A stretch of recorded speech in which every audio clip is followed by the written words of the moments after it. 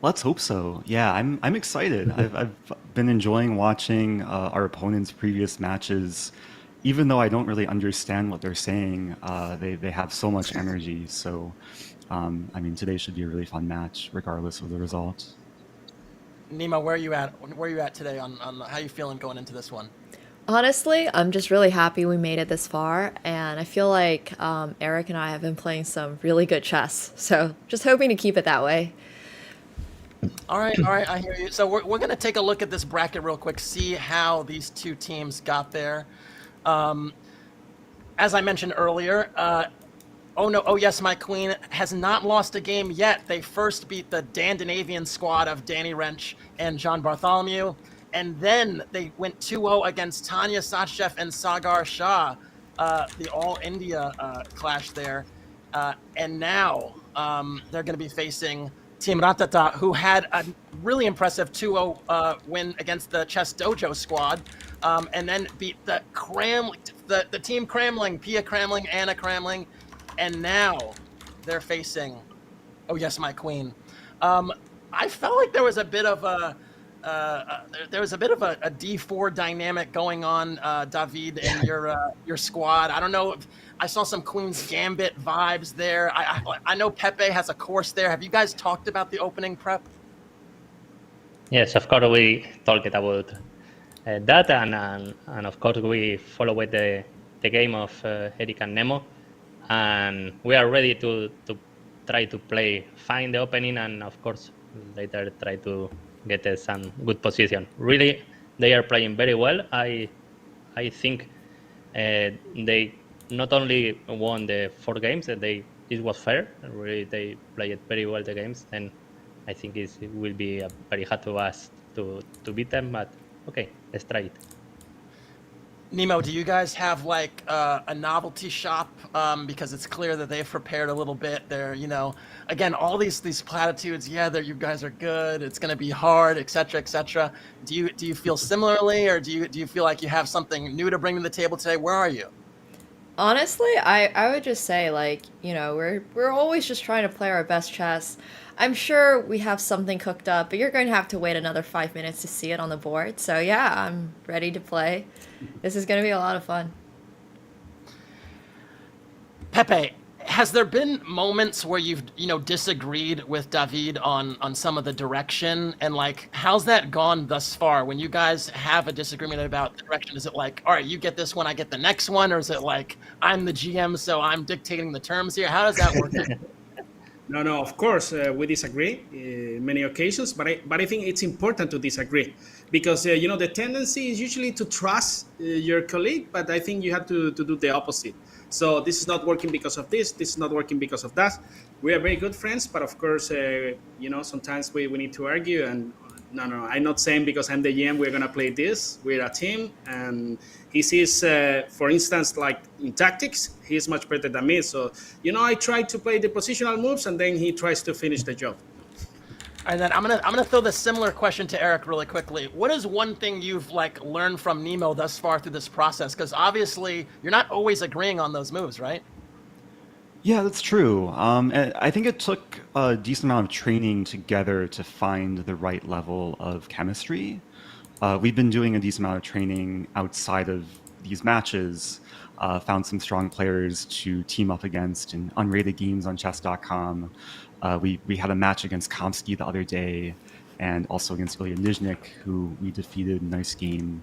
So Nemo is really good at finding these super aggressive, intuitive, tactical moves, and that's, I think, one of my weak spots. So it's helped kind of just enhance both of our playing styles, and yeah, hopefully we can put that on display today.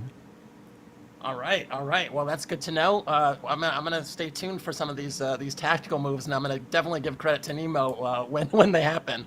I'm gonna let you both teams go to your corners, do some last minute prep and talk, and good luck in the first game. It's gonna be a show. Good luck, guys. Thank you. Good luck, guys. Good luck. Buena suerte. Thank you. All right. Okay. Let's do this. Let's do it. We're on a private call. Yeah.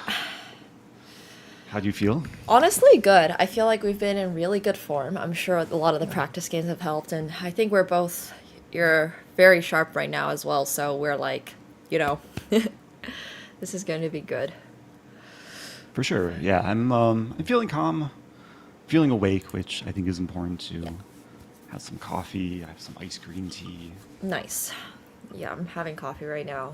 I think the strategy has been pretty much the same against the other teams, which is just, fast and good, basically. Sure. Yeah, I mean, I think they're going to have done a lot more opening prep, so just have to be alert of what their opening strategy is. But hopefully we can just get a comfortable position. We'll find out shortly. Yeah, absolutely. I think one of the things that we can be a little bit more aware of is like sometimes, in chess it's really hard to always be making the best move. Sometimes the second best move, if it's like good enough, being able to push them into time trouble and all that. Definitely. Yeah. So, but I think overall we're in a good spot. Yeah. Absolutely. I've been enjoying like this format compared to just like previous competitions where it's individual. I think it takes the pressure off being able to work together. I think so too, and I think we bring skill sets that are exactly like complementary. Like we don't have too many exactly overlapping skill sets, so it's been working really well. For sure. Yeah. But it's good. We'll keep doing our thing.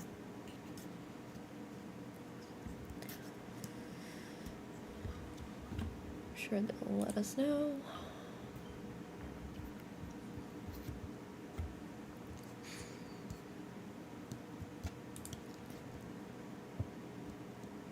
Yeah, I didn't realize Pepe has a course that was mentioned. I didn't even catch what the course is on, like maybe some Queen's Gambit or something. I think it was Queen's Gambit. I think they said it was Queen's Gambit. Well, it's okay. Our variation is. Maybe I would have bought the course in preparation for this, but Oh. I'm aware that David has some kind of, I think, Chess 24 series, but I think it's more of an E4 repertoire. Okay. Which I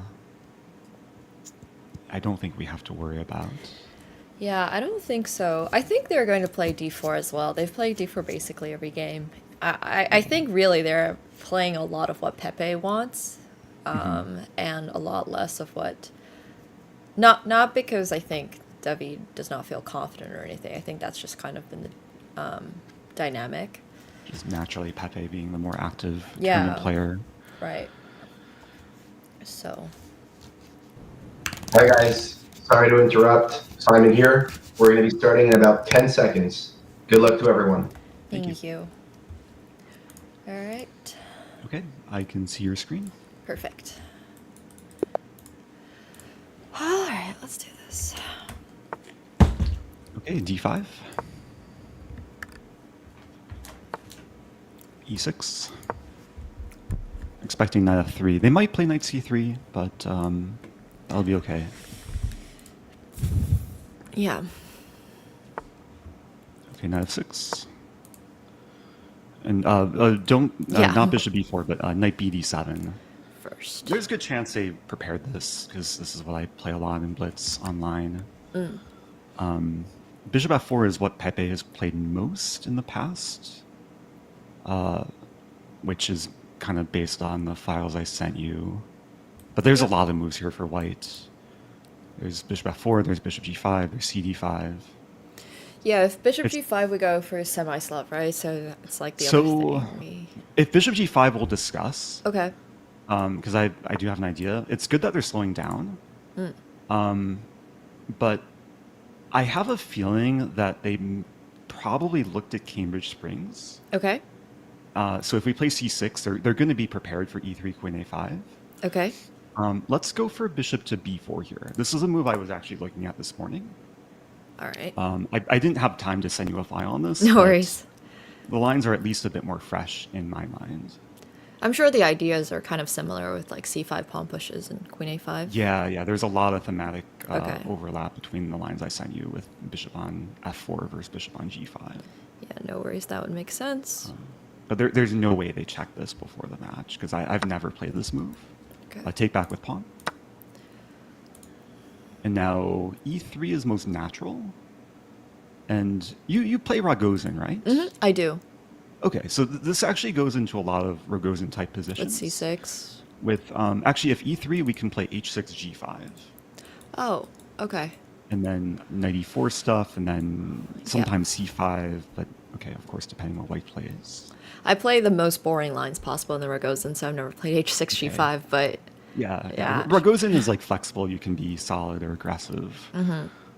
In this case, there's more opportunities to be aggressive just with the ability to kick around the dark sword bishop. For sure. Okay. So very good that they're slowing down. Yeah, I mean, once again, being able to pressure them time-wise is going to be so huge. But h6, g5, knight e4 are really interesting ideas. Okay, the rook c1. Yeah, I have checked this briefly. I think we still go for h6. Yep, always. You can play quickly. We do have to watch out. Like if bishop takes f6, we can't recapture with knight because queen a4 check. Got it. So queen. So I think in that case we take with queen, but in this case, yeah, I'm pretty sure it's just g5 and knight e4. There's no knight takes g5 tricks. No. Okay. Knight. Yeah, knight e4. And I will admit that I don't have like so much experience in playing these positions, but at least ideas are thematic, and hopefully we can work our way through. I do know that if they play e3 here, then the major idea is h5. Okay. And then it's already uncomfortable for white because we're threatening to trap the bishop, and if they move their h-pawn, their structure gets damaged with knight takes g3.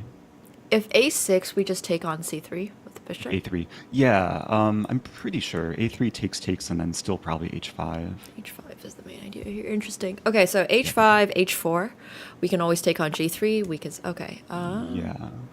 So queen b3. Okay, so I'm kind of on my own now. All right. Of course, they hit the d-pawn and the bishop, so bishop takes c3 is probably the safe move. Is there anything else? I'm kind of wondering about... I mean, queen e7 seems like it's just loses a pawn. Yeah, I don't really see much that we can do tactically. So if we take on c3, they have to take back with pawn, and then we play c6, and we still have this h5 idea.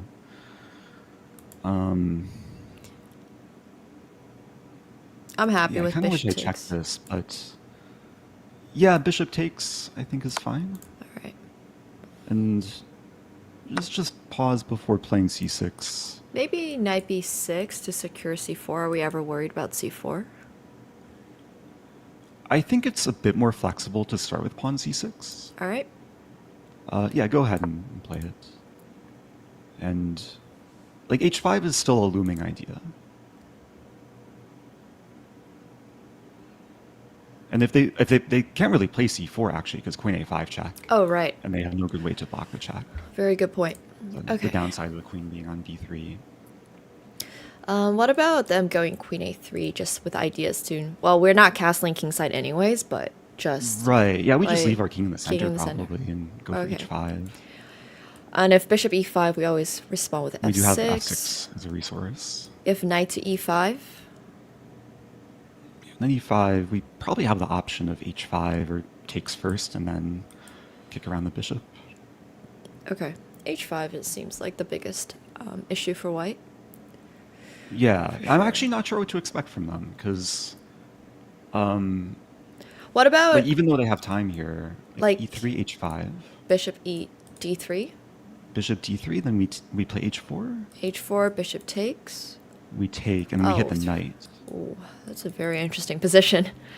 There's knight to Yeah. e5, though, which threatens queen takes f7. Oh, good point. That's interesting. But then we take on e5, bishop takes e5, f6.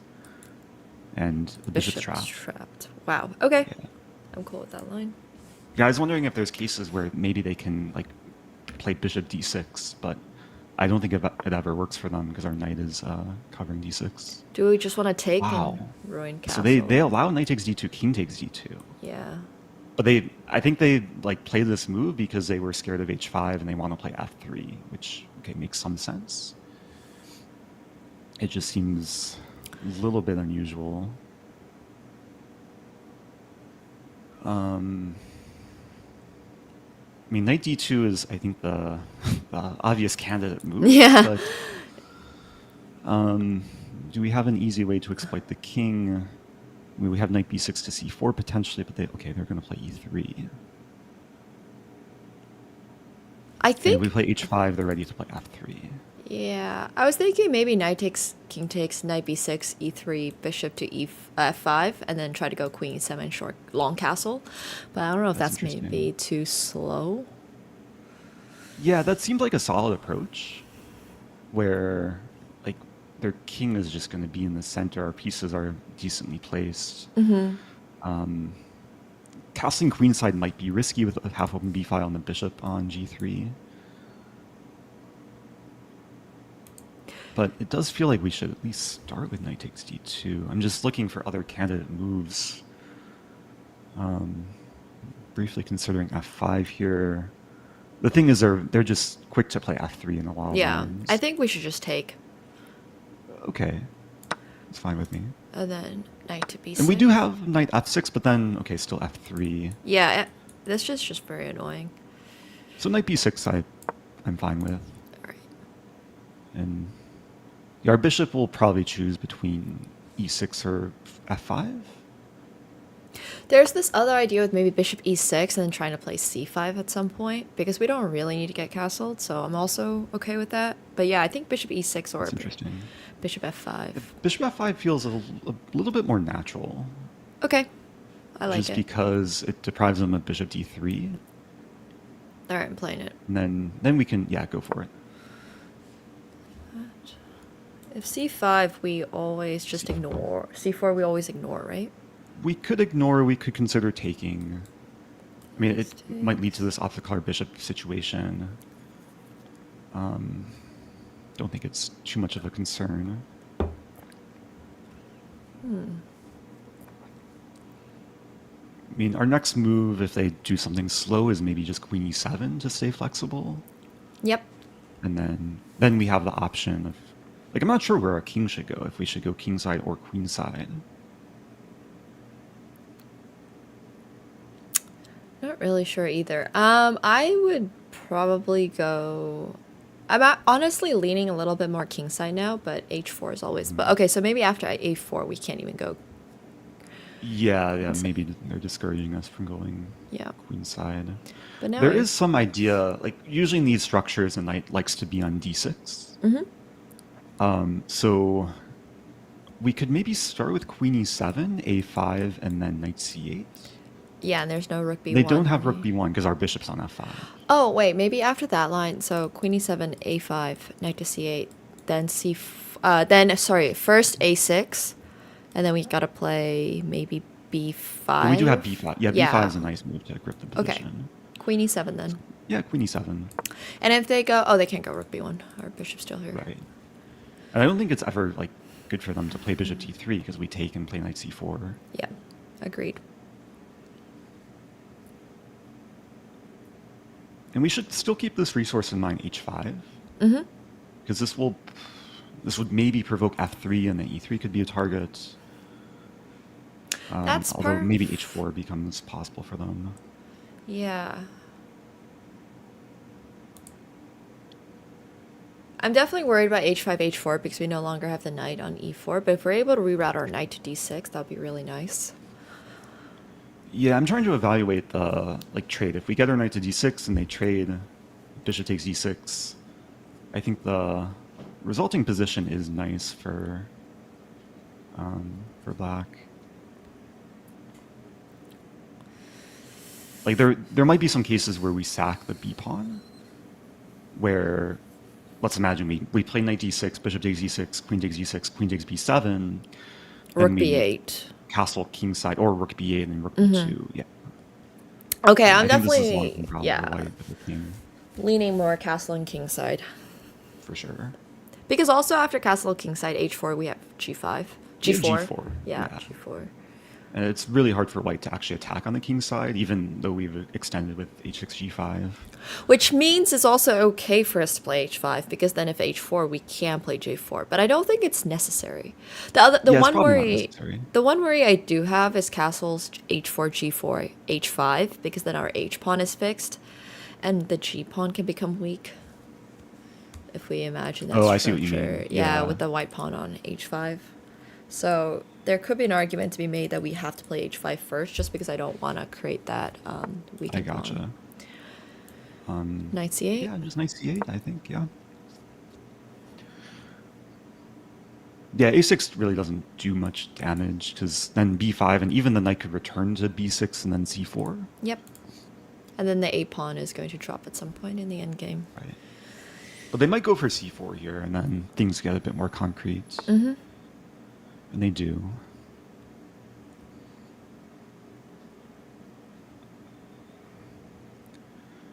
The first knight d6. Knight d6, yeah, which is maybe a pawn sacrifice, but the prospect of knight e4 does look nice. King goes back to e1. We have the option of taking the bishop. There's also just recapturing on d5 and right, playing queen. We have queen b4 in the air. Yeah. So maybe if knight d6 they take, with knight d4 they have to go king to d1. So what's the calculation? Knight d6 takes on d5, knight e4, king d1. Mm-hmm. We take on d5, queen takes d5. But then still queen b4 maybe? Queen b4. There's at least queen b5 with check. Knight. Oh yeah, which that's true. swaps off our queen, so that's not very great. Intuitively, it just looks like we should have options. There's maybe d takes c4, castles, and c5. That's an idea. Spend a moment. On knight d6, we're most scared about cd5. We start with knight e4, king d1. It just seems like their king is such a target there. Like maybe we can castle, and then center is opening up. Yeah, if they take on c6, for example, we just take back. Take back. If the c file opens, and like our rooks are connected, their king's on d1. Feels like our h pawn's hanging. I mean, it's so concrete. Yeah. But then, I mean, if we get the c file for our rook, then our pieces are just on such good squares, knight and e4.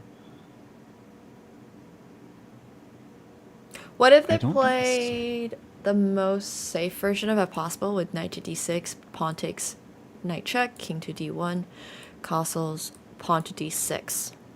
And then we trade. Yeah, and then we lose the b pawn. And then if we and go then rook b8 in the end. Queen takes c6. No, then we lose our c pawn. Even that looks... I feel like we should have something there, like rook... Maybe just like queen... queen a3, we're threatening a3. rook c8, we're threatening a5. Queen a3, e4. I'm okay with playing knight d6 Okay. now and just put the ball in their court.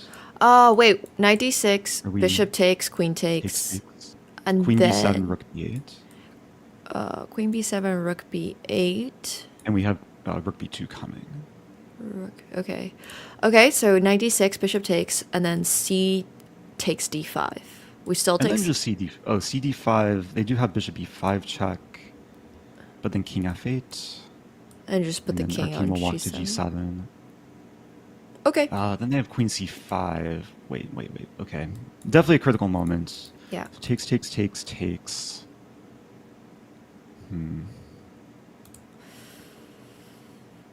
Yeah, I think they are going to take on d6, take, and then try and simplify, even get some endgame.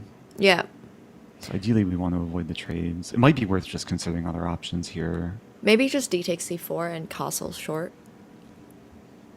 It's possible. Then castle short. And we have knight d6 ideas. Mm-hmm.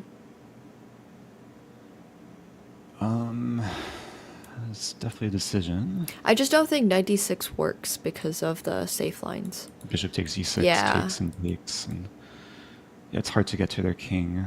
Yep. I think keeping the center open is probably a little better because at least we have c5, rook d8, c5 ideas, or rook to knight to d6, rook 8 to d8 ideas. Right. Okay. So. Yeah, go for it. Okay. And it's hard for them to stop knight d6. Yep.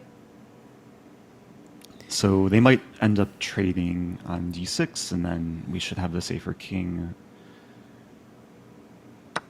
Castles. Yeah. And then knight d6. Depending what they do. I mean, they definitely have options here. They might go for h4. They might go for rook hd1 and then king e1 and run their king to the king side. Rook hd1, we play knight d6. But then knight d6, and if they take on d6, we take back, and their h2 pawn is hit. Yeah. I mean, regardless of their h-pawn being hit, we still have rook to b8 and rook to b2. Mm-hmm. Which is, I think, still really, really strong. We should also maybe keep in mind the resource of b5. I'm not sure if it actually does much, but like if they en passant, we take back and the a file opens. Problem is the bishop retreat, and then we are left with the super weak c-pawn. True. So. But if we're Probably not ever looking able to for- place like b5, c5, like in the Catalan, like just break open the c5 center. is definitely a major pawn break. Yeah. If it can work concretely.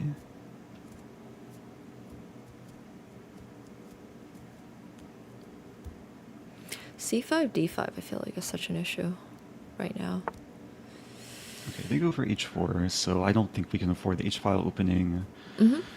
I mean, g4, I know it's committal, but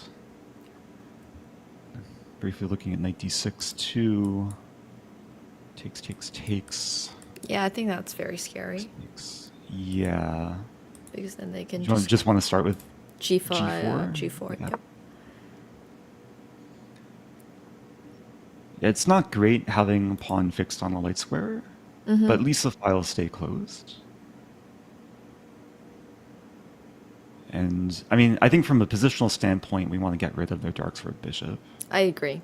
And I don't think it matters, like, it's not great, but also at the same time, if the dark square bishop ever goes, we have g3 ideas as well, so it could be worse. Oh yeah, that's possible. Yeah, like, okay, very clear plan of knight d6, knight e4. Yep. Never take on f3. We can't really afford to have g-file open unless we're able to hit e3, which we're not currently. If they play pawn f3. Yeah. Yeah, pawn f3, I think we just probably do our own thing, knight d6. Mm-hmm. Well, I was thinking pawn f3, maybe we go h5. Also possible. But I'm also okay with knight to d6, because then if e4, we maybe have bishop takes e4 ideas. Mm-hmm. Yeah, f3 is, like, very committal for them, so I feel like it's possible they just won't go for it here. I am a little worried about f3. Like, if we play h5 and they go e4, it's kind of awkward. e4 is an idea. It's kind of awkward. So f3, I mean... Oh, okay. No, they start with a6. So that makes some sense. If we play b5... Bishop to d3. Our c-pawn's quite weak. I wonder if it makes more sense to play b6 to prepare c5. Okay, so And if they b6, bishop yeah. d3, takes, queen takes, and Take. c5. Yeah. I'm cool Even with knight that. d6, and then we're threatening knight e4. I think just b6 should be a quick move to play. All right. And if d5 now we cannot take, so maybe rook d8 after. Wait, why? Because bishop takes. Take. And then rook d8. Rook might be getting trapped. Yeah, like king 2 maybe. Okay. Yeah. Yeah, I guess d5 we can play either knight d6 or c5. Mm-hmm. I mean, we can also play rook d8 first. That's possible too. Yeah, there's always nice to have options. There's options for sure. Yep. Okay. There's this idea maybe we have with queen e4.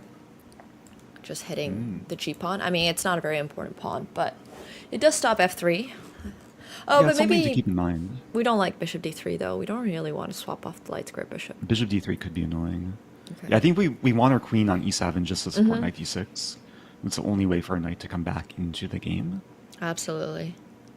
And yeah, they can't really stop it. So, I mean, they might try and generate like counter threats somehow. Mm-hmm. Okay.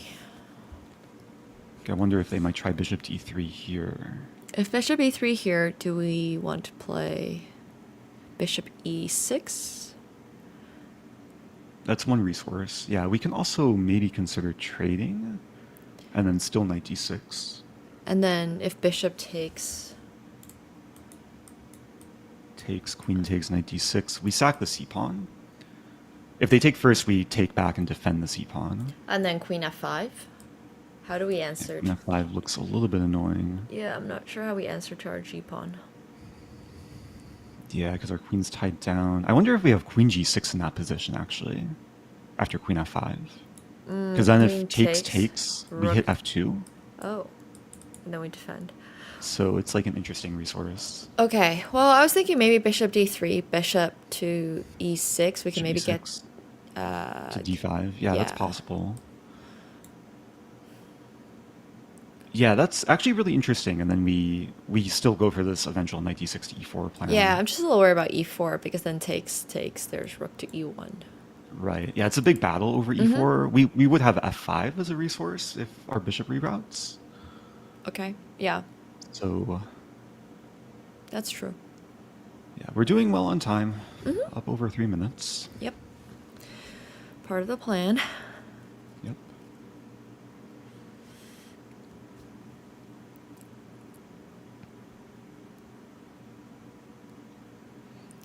Okay, bishop d3 is definitely my biggest worry, so I'm going to keep thinking on that one.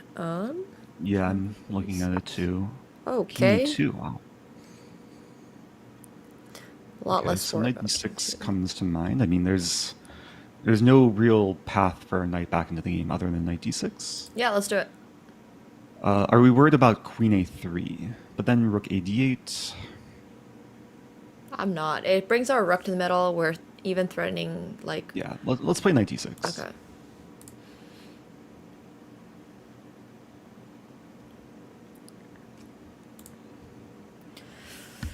Yeah, there is, you have queen a3, we have, like, rook a d8. Yeah, I don't think the pin really does much for them. Okay, rook but they a8. go for it, okay. Just be careful. Do they want to take on d6? We take back with the rook. Should be fine. Yep. Okay.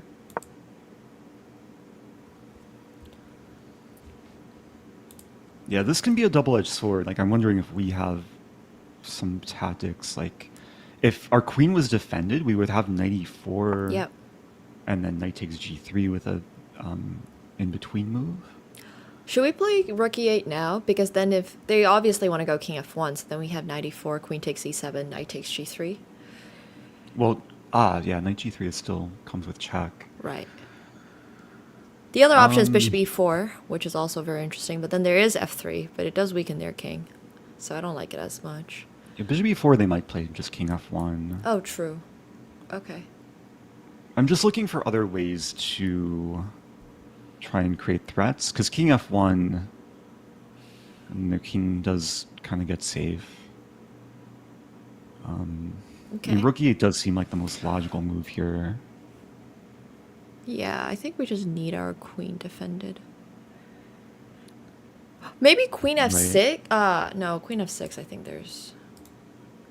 So my thought behind queen f6 is if bishop takes d6, rook takes d6, king f1, we have maybe g3, but the g3 there's still f3, but then we can take on h4.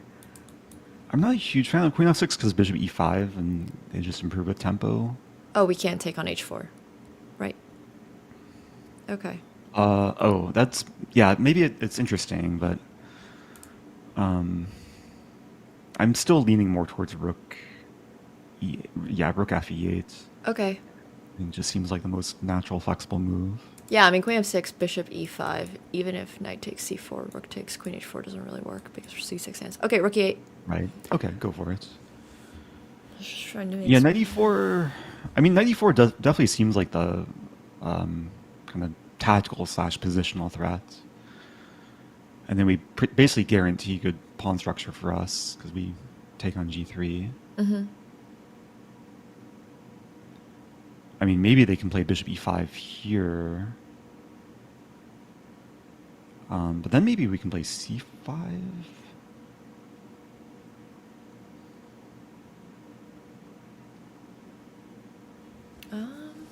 I do like Also, C5. if they play bishop e5, we might have like king h7, f6. Their bishop will have to move. Yeah. Just feels... There's always ideas of like knight takes c4 and queen takes h4, but it doesn't really work yet. Mm-hmm.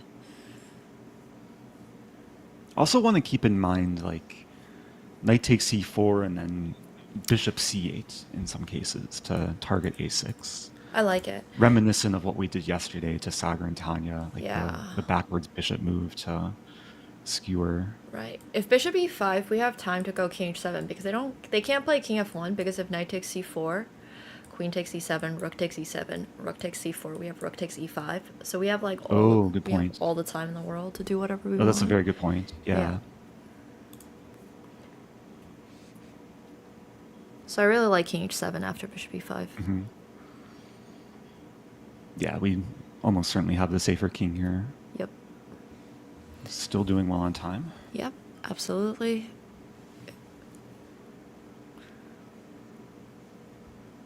King f1, knight e4. I really like the swing the bishop back to c8 idea too. If we ever get into an endgame, I feel like that's something that can be very much overlooked. Yeah, a6 could be a more of a liability for white than a strength. Yeah.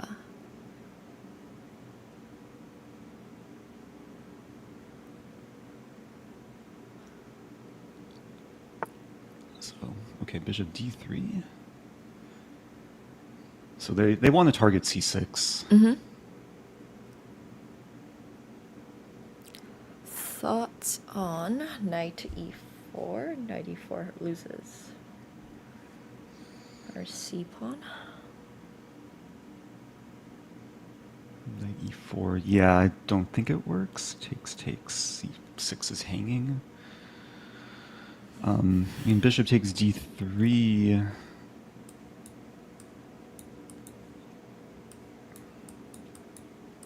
Rook takes d3. Yeah, no, it doesn't. Wait, you're looking at knight e4 first. Yeah, wait, what are you looking at? Bishop d3 first? I was looking at bishop d3. So we can start with knight e4 first. Okay, knight e4, queen They takes have to c7. take on e7. We take on g3. I don't think it's great because we're just losing. No, I don't think so either. Okay, let's Yeah. look at bishop d3. Rook takes. And then what to do? c6 hangs in a lot of lines. It's not the worst because we always have knight b5, rook takes d4. We can't take with the that's knight because it interesting. gets pinned, but we can take with the rook, so it's not the worst. But it's not a particular... Oh, no, it's okay because we actually have takes. So bishop takes d3, rook takes d3, knight takes b5, queen takes e7, rook takes e7, rook takes c6. Yeah, they can't take on Yeah, we c6. have a fork. But they might just play a preparatory move like true. king d2 after we take back. But then we can play c5. And c5. Oh, king d2 Yeah, you said, it's sorry. interesting. King d2. Okay, what about... This is a tough move. I didn't see this I'm one. wondering about... No, can we play... I was looking at bishop e4. I don't think it Yeah. works, so they just take and then our queen's tied down to the knight. Yeah, so c6 is kind of an issue. c5 is a pawn sacrifice. Take, and then we take on d3. Rook takes. Say rook d3 and then knight e4, and maybe we win back the pawn. That's interesting. Oh, but then their queen's defined by the rook. Yeah, that's a problem. Yeah. Okay. What about c5? D takes c5. Knight to e4. And then knight e4. And then that might be an improved version. And if bishop takes, we can take with the queen, perhaps. going after g2, then king f1. Problem is they still want a pawn and kind of consolidate. No, we have rook takes d1, rook takes d1, queen to c4, and then we can take on c5 with the pawn. Yeah, it's a trade. So this starts with c5. c5 pawn takes, knight to e4, bishop takes e4, queen takes e4. And if king f1, we can take on e1 and then go for c4. And if c5, d takes, knight to e4, bishop takes, queen takes. If rook takes d1, rook takes d1. I'm just not sure about the resulting ending. I mean, we always take on g2, and then there's bishop d3 threats. Feels like we have to make a decision here, so... Okay, so c5 take, and then you want to play knight e4? Yeah. And then bishop takes. Queen takes. And then queen takes. Yeah. And then king f1. Rook takes d1. We take on d1. Rook takes. Take back. Queen c4. Queen c4, king g1. Pawn takes c5. And pawn takes. Okay. And then if rook c1 though. Rook c1. Yeah, it just seems... I mean, we do have bishop d3 takes a6, but it seems like their king gets safe and our king is exposed. Okay. So... Well, we have to make a move. We have bishop... Yeah, bishop takes d3, rook takes, and then can we just defend c6 somehow?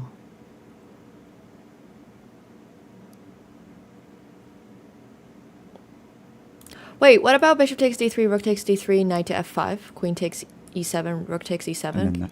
We just play this endgame. Ah, and then, yeah, then we hit... Yeah, okay, go for that. Bishop d3. I like that. Yeah, because we looked at knight b5 earlier, but knight f5 is just a better square. Yeah, okay. Nice. Okay. Very good find. I think it was worth spending time there because the other line was scary. So take rook takes, yep. Yep. And now knight d4 is a threat. I don't think they can take on c6. Yeah. And we're also, I mean, knight g3 is a positional threat too. I like knight g3, rook e6, rook d5 ideas. I mean, we're not worse than the rook endgame, so yeah. I'm happy to play it.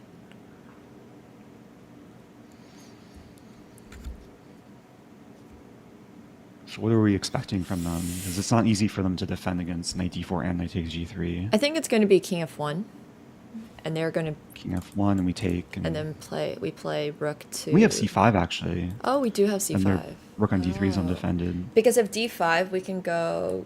No, but d5 is a bit of a problem though, because we can't go rook e5. There's just rook to d1. Maybe rook e4, and we just kind of go for rook a4. What about bishop e5 here? Bishop e5, rook e6. Rook e6 looks and nice. Yeah, defending c6 and then f6. Also h4 is hanging. Yeah. Okay. Bishop e5, they're... Oh yeah, they're threatening bishop f6, so I was looking at c5, but... Oh, thanks. Okay, so king f1, knight takes g3, f takes g3. I don't think they're going to play king f1, because they just move their king away from the center and undefend their rook too. Yeah, I mean, it's... So, okay, if anything, they might play king d2. King d2, knight takes g3 still. G3? Yeah, and then if f takes g3, we still go rook d to d6, rook d6. Okay, and then rook dc3. Rook dc3, we might have rook de6. And we lose c6 but win e3. Oh, that's interesting. Yeah, I don't think we can really be worse. Yeah, I don't think so either. But obviously that's... Rook endgames are tough, so we'll just have to play our best. Yeah, still doing well on time. Yeah. But definitely have to up the tempo. Yeah, for sure. It's a pity none of the lines worked. But this is okay. I think the position is still totally fine. Yeah, I agree. Because we also have rook d5, rook a5 ideas if they ever give us time. a6 is a sitting duck. If we ever get our rooks doubled on the d-file, we'll play c5. We can play king g7. Okay, take on g3. Yeah, take on g3 and rook d6, right? Yeah, rook d6. d6 slightly more active. Oh, if rook... Oh, Never mind. Okay, so they might be going for rook f5 with activity. I'm wondering if it's worth... Oh, rook... I was looking at rook d5, but they have rook f6. And then rook e6. And taken rook c3. And then we play c5. c5. That's possible. I'm a little worried about king d3, and then if we take, they always have rook c7 going for a7. I'm wondering if we can just be like patient here and just like maybe not h5 right away because rook f5, but maybe king g7 to start with. Yeah, because if What king are they- g7, king rook f4, we always have Then h5. Okay, king g7. Okay. I mean, they might go for rook f4, h5, rook f5, king g6, rook g5. King h6. I think we have to play h5 though. Yeah. Okay. Like this should be fine. Yeah, I think so. Like they're invading with one rook, but the rook on d3 is. I don't care if quite the rook gets to passive. g5 because we have rook f6. So, yeah, okay. Okay, e4.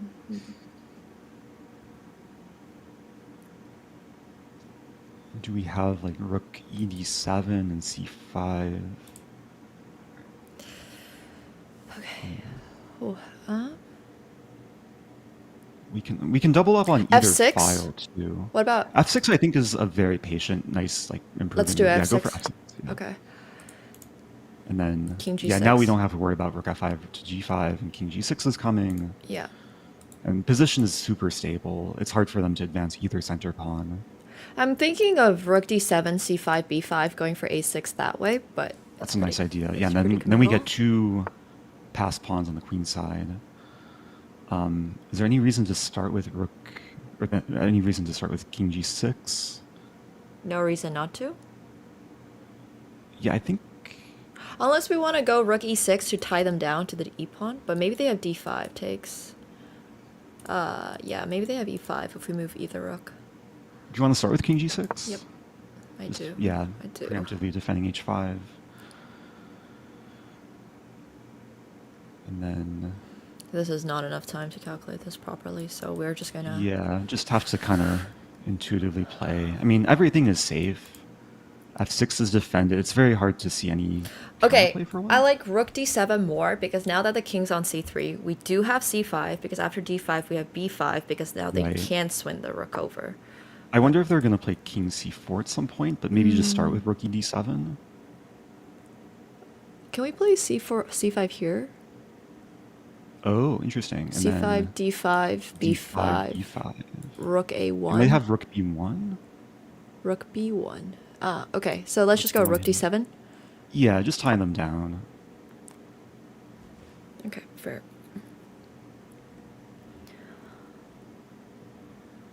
If king c4, how do we... Don't have to worry about it now. So c5, d5, b5. Still a little bit concerned about rook b2. Yeah, I agree. And it's hard to make progress. Do you want to just shuffle rook e7? We could play rook e7. Sure.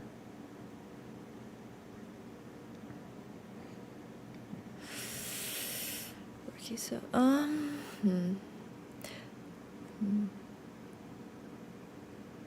We could double up on the e file and see how they react. They're They'd okay with a probably play rook draw. e1. I don't know if I want to draw. Same. Yeah, so... So c5 is like the main break. c5, d5, b5, rook b1. Is rook e6... Oh, no, it takes with a check. Never mind. I can't play that.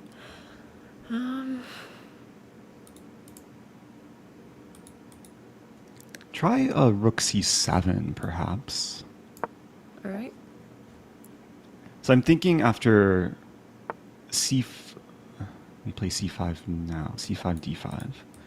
Now it doesn't really work. Mm-hmm. So rook d7 again? Rook d7, yeah.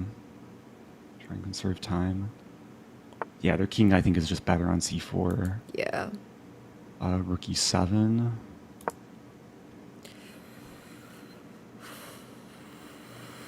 There's no rook e5 or anything. So c5, d5, rook e5. Can we push somehow? No, I think king just sits on b5 and we can never swing the rook over. Unless we play f5 somehow. Oh, that's so Yeah, scary. but I don't maybe want just to. play rook d6 here. Yeah. Just keep shuffling. Rook d6. Rook D- e6, e6. Okay. Yeah. Okay, rook e6.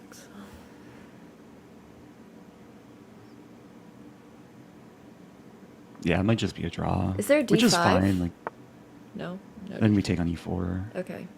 Rook. You want to play rook d7. Yeah. Maybe now rook d5 if they leave their rook there, because if no, I don't think it works. Take. No, I can't. We can't Could be interesting actually. Takes. But yeah, they have the They pass just d1. pass Probably pawn. not worth it.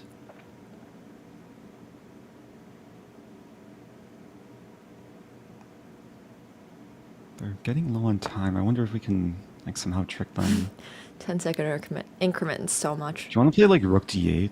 Rook And just, d8. Okay. Yeah. Again, I don't think there's any risk. Rook e8.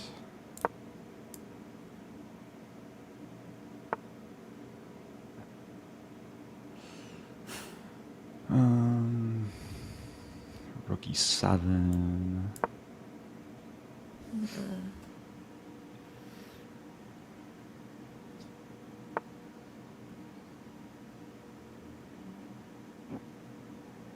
I'm looking at b5 stuff, but I don't think there's like a functional way to break through here, unfortunately. c5, d5. Yeah, rook d6 maybe. I think we'll just end up drawing by repetition. Do they have e5? Which is totally fine. Like, we'll have white in the next Yeah. game. e5, I think, does more harm than good for them. Okay. We take and double up. Yeah. Sure.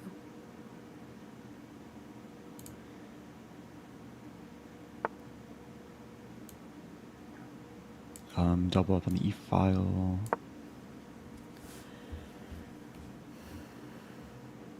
d5 we take, yeah. Yeah.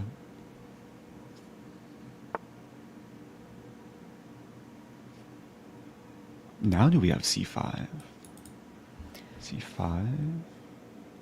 d5 takes, D5 takes, we and then we have rook take. d4. Oh, But then there's their king walks b4, to yeah. c6. It's a little bit risky. I say keep shuffling. Like Okay. rook d7. Rook d7, okay.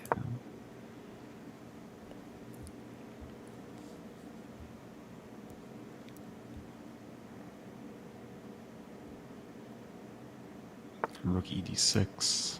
Rook e6. Yeah, just make them defend. Oh, we did allow e5. I think it's fine though. I think that's too committal for them. What if it's not, and they have rook f6? We have rook d2 also. Mm. Like allow. Ooh, they go for. Okay, so, take rook d2. e6. e6. Rook e7. Rook f6. King g7. Rook f7. Take. Rook takes. King g6. Oh yeah. Takes on e2. I think you have to take. I don't think there's any other Okay. options. Oh. Oh no. Rook d. Wait a minute. I think we have to try this line. Rook d2. Okay, rook d2. Yeah. We we have rook d4 check too. Yeah, we and have we just control. draw. Yeah. Yeah, the rook But d7 e6? would be a blunder. e6 we have. Oh, e6 immediately. Do we have rook c2? King. Maybe rook c2 and then rook dd2. Oh, but then they start checking. What about b5? b5 now. Go for b5, yeah. Then at the very least, king c5, rook c2.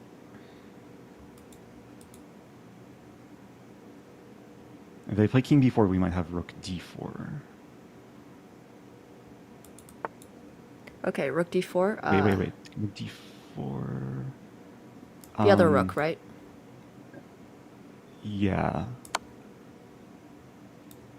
Oh, but they take and play king c5. Oh no. It's not looking good. No.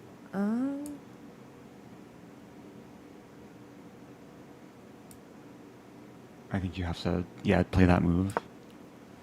and we have to like push our our queenside pawns. C5. C5 looks fine. But they're gonna play rook F8.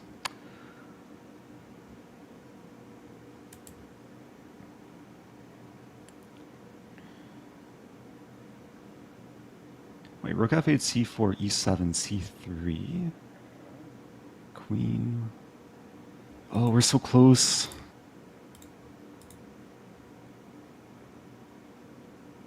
Rook F8, C4, E7. Okay, so E7, C4. Okay. Yeah, I gotta try C4, I think. King D7, we can check. And Yeah. then try to move back. I think they're gonna play rook F8. Rook F8, yeah. F8. Do we have B4? B4, take, B3. Rook B8, because we don't get C3 because they Yeah. can take. Oh no. Try B. Yeah, it's just losing. What to do? C3. Try C3. Okay. Yeah, E8 just doesn't work. Yeah. Take. B4. Push the pawn, yeah, B4. Oh, what to do? What to do? Any stalemate traps? Any stalemate traps? King F5. Yeah, sure. Well, rook F4. Okay, well, yeah, we'll have to try and win as white. But, Oh, okay. B3. Yeah, I mean, it's lost. We can. Yeah, we can resign, we can cry. We can resign and we can cry. No, I feel like that was entirely my fault with the rook. I think we got a little bit too complacent, like just Yeah, both of us, yeah. missing the fact that white has counterplay. And Oh. yeah, you were mentioning E5, and I think at that point it was already maybe too late or too tricky with the time situation. E5 is still a draw, apparently. Yeah. Darn. Rook D5. was Back the- to everyone in 3, 2, and oh. What a game! What a game! Team Ratata takes that one in a very, very close time scramble affair. And yeah, wow, the ups and downs in that one were crazy. So we're gonna bring everyone in to discuss. Let's transition over there and get Team Ratata and Team Oh Yes My Queen in the mix. And I guess it's only fair to start with Team Ratata. That was an adventure. Obviously, you got animated toward the end, but take me, Pepe, through that journey for you guys. Okay, so it was a tremendous adventure, as you said. I mean, I think I got a nice position. We got a nice position out of the opening, but somehow we made some mistakes, and I think they were completely fine. And I think it was even risky for us, that rook endgame. We couldn't basically move anything. But suddenly we saw this idea with e5, and their king is cut on the g file, so probably it's already tricky for them after e5. I don't know if they have a move there or not, but looks, at least in practice, very, very difficult for black. Yeah, it did feel very, very difficult. Were you going to be okay with the draw and just sitting there? Like, were you always trying to win that position? Yeah, no, we were okay with the draw. I mean, we thought we couldn't do anything basically here. So we just had this idea with e5 that Divis spotted like some moves in advance. So then we had the opportunity to play e5, and then we went for it. It was risky, of course, because our king is also in a tough situation there on c4. But I think e6, rook f6, rook f7 is coming. So I don't know. Maybe there's a move for black here, but we couldn't see it actually. Yeah, no, it was pretty wild. Nemo, Rosen, Eric, you guys had an incredible fight. I felt, honestly, I know it's obvious why you're in the final, because the synergy was crazy. I just have to point out the synergy was crazy. Where did you see you guys having the best chances in the game? I honestly think that there were some moves we could have maybe played a touch faster just to pressure them a little more, because when we got into the end game, you know, one of the advantages we did have was the little bit of extra time. But I do think we both got like maybe a little complacent in the end game, thinking that was going to be a draw. We thought about c5 a bunch, and perhaps that was like one of those moves where our opponent only has 20 seconds and we have a minute. We should just play, like on move 35. But yeah, I think it was just really, they played really well. Like you guys kept pushing until the very end. So yeah. I think you guys had an opportunity maybe with c5 when our king was on c3. Mm-hmm. So then if we play d5, you can push b5, and then suddenly a6 is also hanging. So maybe that was a good opportunity. I don't know. Yeah, it was at least interesting. Yeah, right on the money. C5, B5 was an opportunity at a few instances. In one moment, it was winning, but for the most part, it was just slightly better for Black. And it was impressive because the arc of the game was like White had the two bishops in the opening. Then Nemo, I feel like your tactical awareness was crazy. Like the knight e4, knight g3 business, the c5 business, it was all working. And then all of a sudden, the advantage evaporated with the exchange. The knight takes g3, f takes g3, and it felt like you guys were pressing. So I remember during the game, you guys were like, oh, the draw is cool here. We're going to have White in the next game. Now the circumstances change and you need to get a dub with White. What's the approach going to be to get that dub, Eric? Good question. Yeah, I think we just want to try and stay focused and not get too tilted, not rage quit or throw a tantrum, because, I mean, we still have White and... yeah, given the fact that this game was a really interesting fight, hopefully we can have another interesting fight and create some winning chances. If it's as entertaining as the first, I'm going to have a great time commentating it and enjoying it. So I'm going to let you guys get back into your corners. Good luck. And I'm hoping for a show. So appreciate the first one. I'm going to enjoy the second. Thank you. Good luck. Thank you. All right. Before we get into game two, we got this. I'm going to take a small break. Sounds good. I'll be back too. Okay, sounds good. Awesome.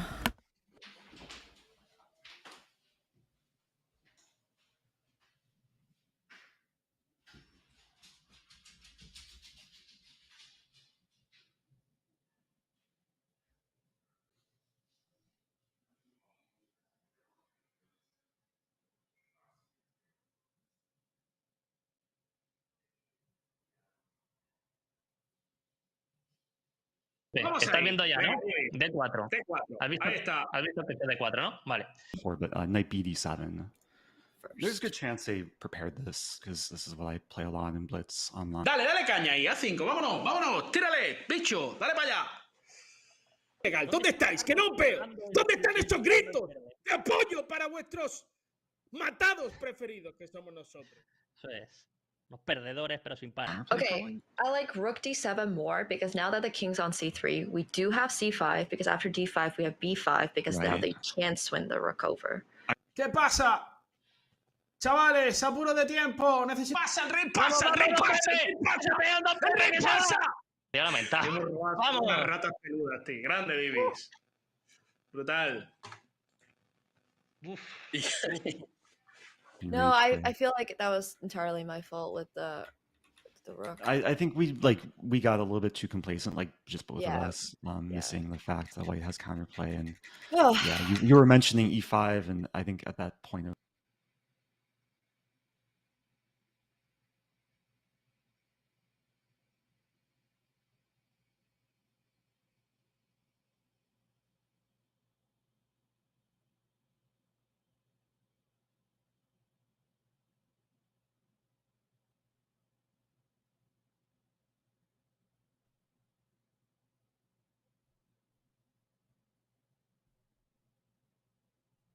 All right. Hello. Damn. I think, honestly, c5, b5 was our most interesting idea. But, yeah, I mean, I'm really happy with the way we play. I feel like we could have just taken the draw and not gotten into the situation where we have a must-win for the last game. But it's okay. It's honestly totally fine. It's been a really good time regardless, so... Oh, I wish we had just gone for c5. I saw c5 and was like, this move looks like it could be so interesting. They're so low on time. It is committal, but I mean, always hindsight's always 20/20. Hindsight is always 20/20. Hello, buddy.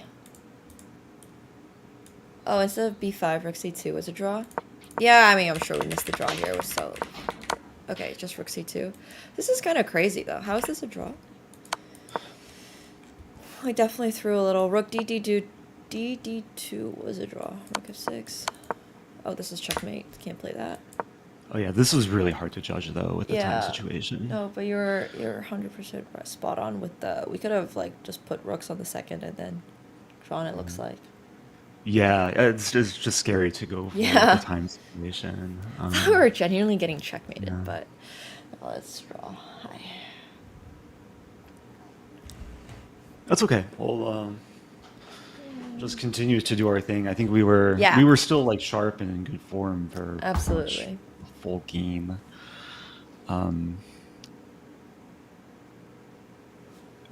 Yeah, and like the fact that you found this knight f5 idea, I think was great because we could have just probably been worse earlier in this game.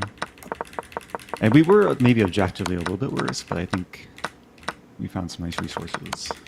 Yeah, I think we just need to like really try to put pressure. I mean, they're very good players, obviously, and they're like a noticeable touch above some of the other teams we've played. I think on moves like knight to d2, we should just be moving it pretty much instantly. Like, oh yeah, just take. And yeah, we could save a minute there, and then saving time just kind of helps a lot in the long run. But regardless, it's hard. Hopefully we it's can hard. surprise them with this next opening. Yeah, for sure. Absolutely. Okay, I see we have a minute until resume. Okay, sounds good. That's good. All right, a little more coffee. Mm-hmm.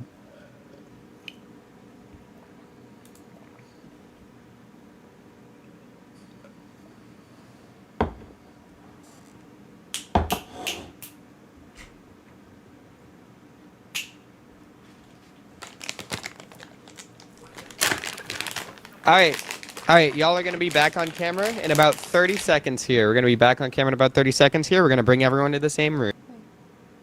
Sounds good. Whew.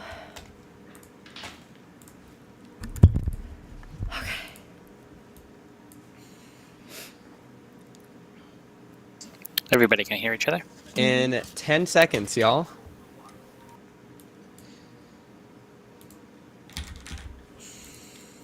Coming to y'all in 3, 2, 1. Animate and Casa go.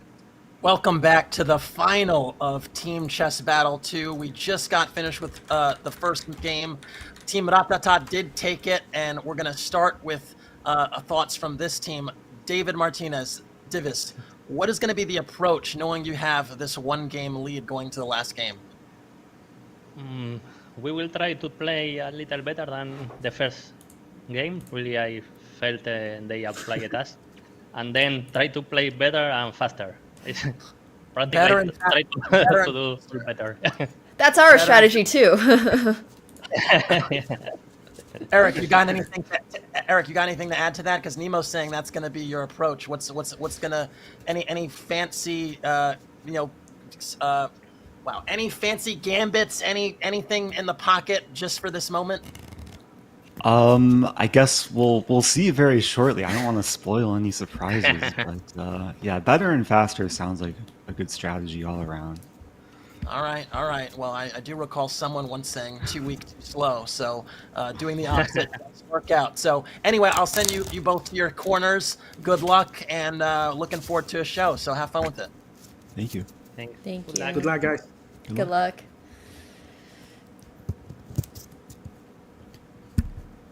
All right. Okay. Faster and better. I like the strategy a lot. Mm-hmm. Let's do it. Oh, I need to be in Okay. play/online.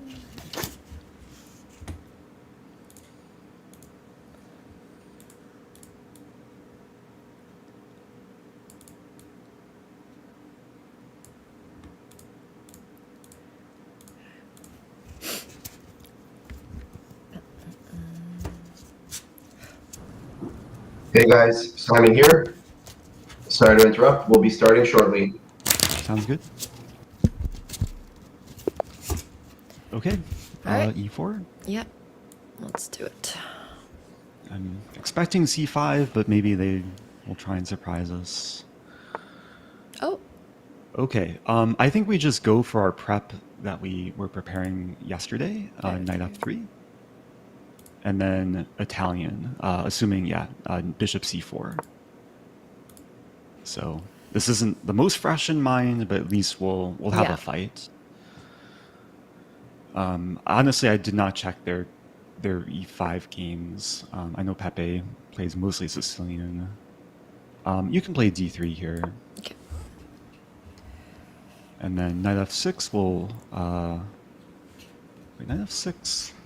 I think we can start immediately with a4. Sorry. A4? You can play a4, yes. Okay. Now, the one thing is I played this in Madrid at the event that they were both organizing. I played this against Faustino Oro. Mm-hmm. I'm wondering if either of them have seen that game. In this case, you can castle.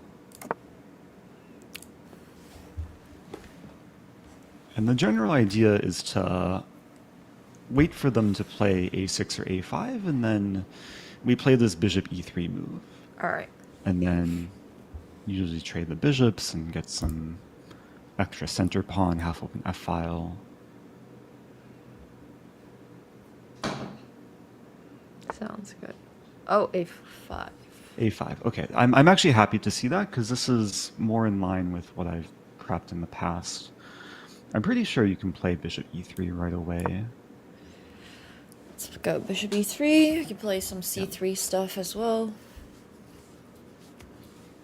Now there is a cute trap here that if they play d6, which actually looks okay for black, we can take on c5, they take back on c5, and then bishop b5. Okay. And then they have issues with preventing bishop takes knight, where their pawns get tripled, and also we potentially win the e-pawn, so... okay, take back.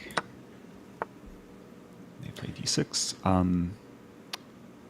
Okay, so this is my game against Faustino Oro, actually. Okay. You can start with knight to d2, knight bd2.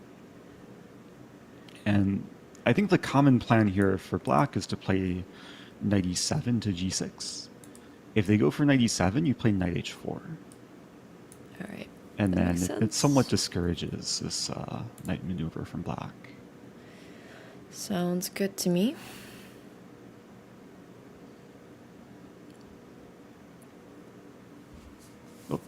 Oh, Nemo, you froze. Oh no. Can you hear me? Yeah, I can hear you. Can you hear me? Hello. Nemo, Brian in Zoom, we've lost your feed. Oh Can my you god, refresh it's your my connection cat. to live dare? It's my cat. Oh, one sec. Hopefully you're aware of the situation. I can still see your screen. I just can't hear you. I'm not sure if you can hear me. Can you hear me? Hello? Hello? Okay. Awesome. Oh, you can? Okay. Cool. Hey, buddy. Alright. Sorry about that. Okay, Nemo. I still can't hear you. Oh, you but can't hear me? If you can hear me, I'm pretty sure the move is queen e1.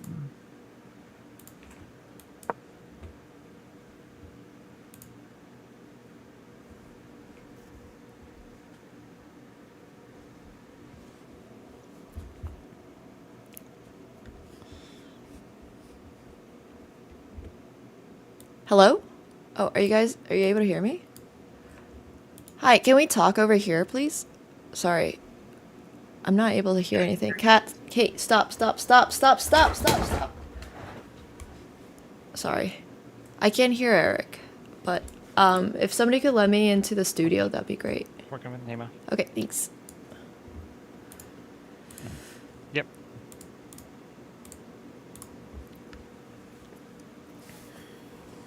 Nemo, can you refresh? I don't see you trying to connect.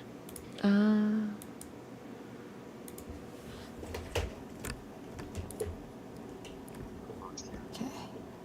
I can't hear Eric, so if Eric can just talk to me on Zoom. Hey, Nemo. Can you hear me? Yeah, I can hear you. Okay. I am thinking here. We need you back in live to air so we can get your mic.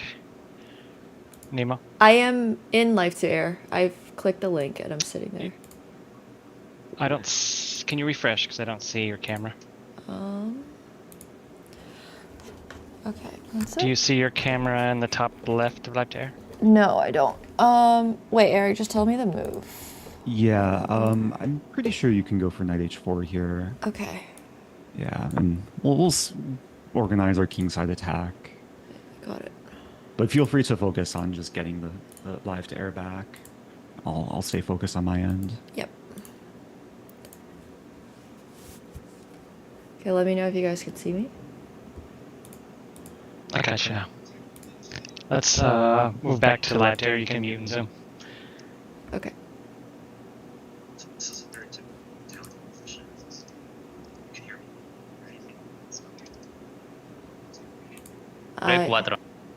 Hello, Nemo? Can you hear me? I can hear you now. Yes. Okay, awesome. Sweet. Cool, Okay. thanks. Nemo's back. I think yeah, we're in very fine shape out of the opening. This is kind of what we want out of this opening, just some kingside potential, half open f-file, queen g3 ideas. Yeah. Knight f5 ideas too.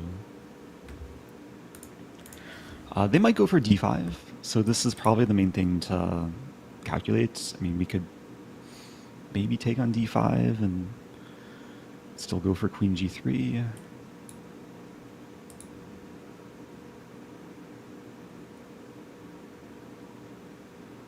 So d5, queen g3 here. D5 we take first with pawn. Okay, take first with pawn. Yeah, because our bishop's here. Yeah, but queen g3 would threaten With like, rook f6. f6, yep. Okay. I mean, they probably take back with one of the knights, and life goes on. But generally, like all of our minor pieces, our rook on f1, our queen, all have potential to pressure the king side and create some attack. Mm-hmm. So it's good that they're spending time here, maybe not super comfortable with opening. Yeah, it's really good. I'm trying to figure out. Okay. Okay, they go for c6. So I think this actually transposes into my prep. I'm trying to remember the nuances. But I think still queen g3.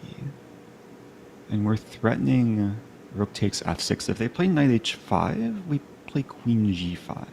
Oh, I like it. Okay, we can go for it. Yeah, there was a game, I believe it was from the World Cup between Prague and Magnus. And I forget who was white, but it led to some fun position for white. Yeah, king h8 is definitely a move. Maybe just knight f5. Knight f5 looks really solid.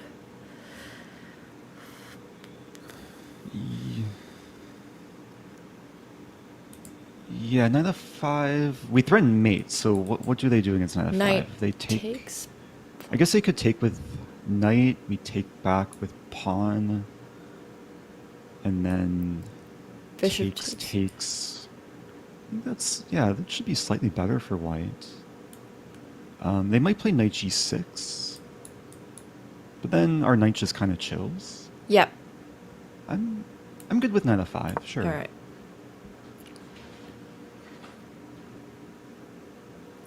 Because now knight g6, we have like maybe knight to f3 as well. There's still always queen h3 ideas too. The thing with knight f3 is they take on c4 and e4 is a bit loose. Oh, true. So we have to be a little bit careful. But like if they play knight g6, I don't think there's any immediate threats. Like if they ever play d5, we can very often just move back to b3 and leave the pawn tension.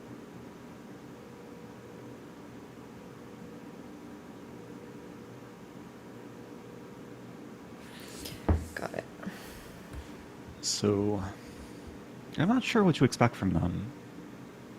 I mean, they have to, of course, defend mate. Like if they take on f5, either way, I think it is nice getting the pawn to f5 and having the space advantage. And then, okay, of course, undoubling our pawns and being able to play e4 eventually. But that might be like the safest option for them. I think they either take on f5 here or play knight g6. Okay. So if knight takes g6, I mean, sorry, if knight g6, I also am looking at like queen h3, rook f3. I'm looking That's interesting. Yeah, maybe...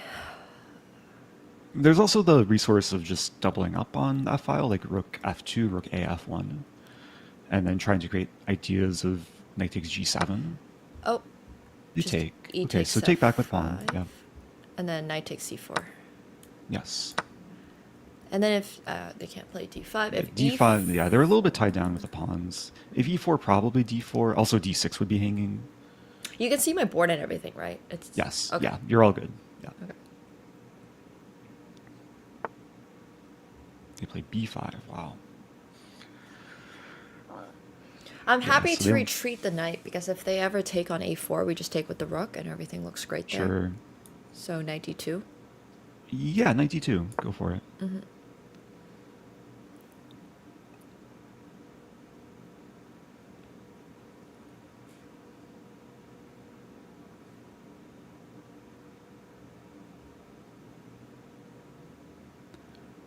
So this could be, I mean, it might be a little bit harder to attack now on the king Mhm. side because so many trades have happened.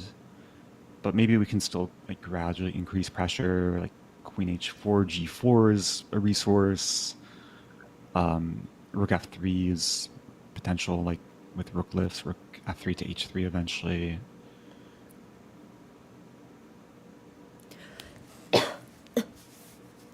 And I think it's hard for them to like pressure us much. Like it's a very solid position, so we could just be very patient and try and grind them down and get them to burn more time to. Yeah, there might be like lingering pawn tension with A and B pawn because I don't think they want to take on A4 and I don't think they want to play B4, allowing the knight to come back to C4. Right. Okay.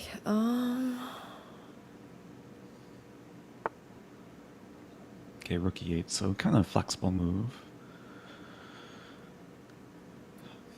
We can't really play knight f3 because of e4. Yeah, definitely have to keep an eye on that. It's not really a threat immediately because we E4, Yeah. D4 I think is fine for us. I mean, we could kind of slow play with like rook f2. Queen h4 also I'm trying to understand, but thing is, I'm not sure about... Knight d5 maybe? Yeah, it's some knight moves and our e-pawn's a bit loose. Maybe you could start with king h1? Just like getting our king to a slightly safer spot? Sure. Because then, like, queen b6 comes with less annoyances. I agree. I think queen h3, g4 is still sort of interesting if we ever get to push e4 in. Yeah, I mean, the prospect of g4, g5, I think, is one of the main plans for white in the position. Yeah.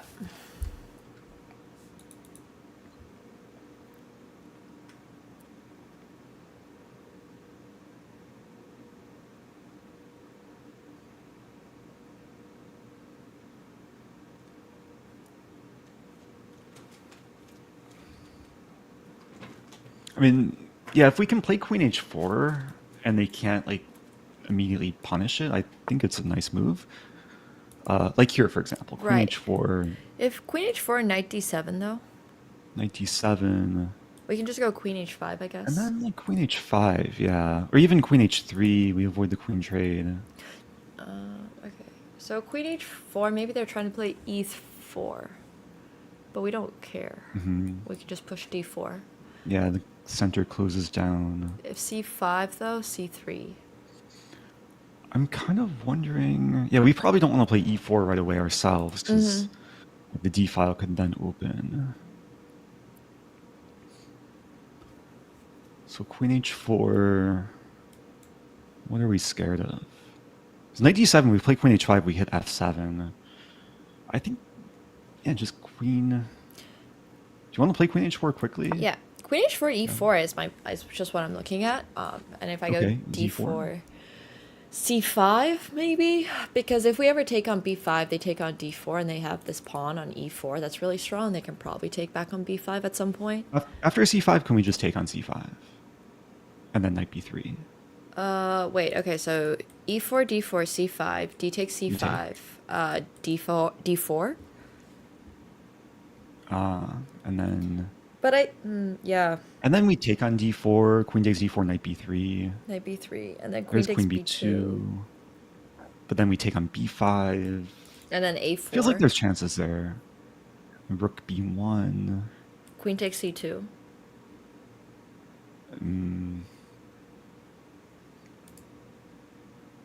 Yeah. It gets weird. Yeah. I feel like there should be some options there for white.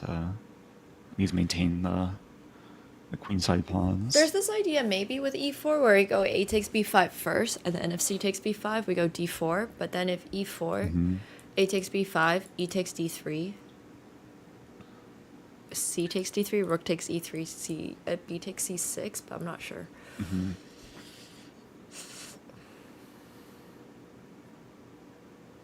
I'm also trying to understand like the positional transformation. That if they play E4, D4, like can we shift our focus to the king side and like try and prioritize this G4, G5 plan? Yeah.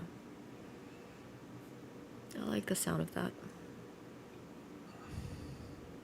Like maybe C5, we just play C3, we just make sure the center is defended and then go for the quick G4, G5. We're doing really well on time, by the way. We are, yeah, absolutely. We're double. So there might be moments where we make use of our extra time and like, slow down, like when things get critical. For sure, for sure.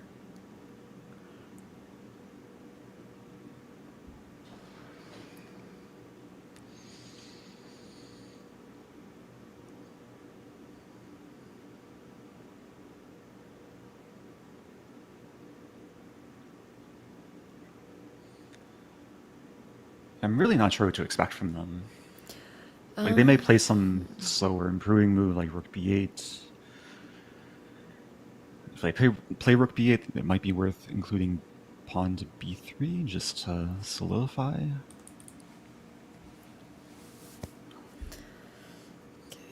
It also might be interesting just to like quickly play G4 and like sack a pawn on the queen side and go for the attack. Yeah, absolutely.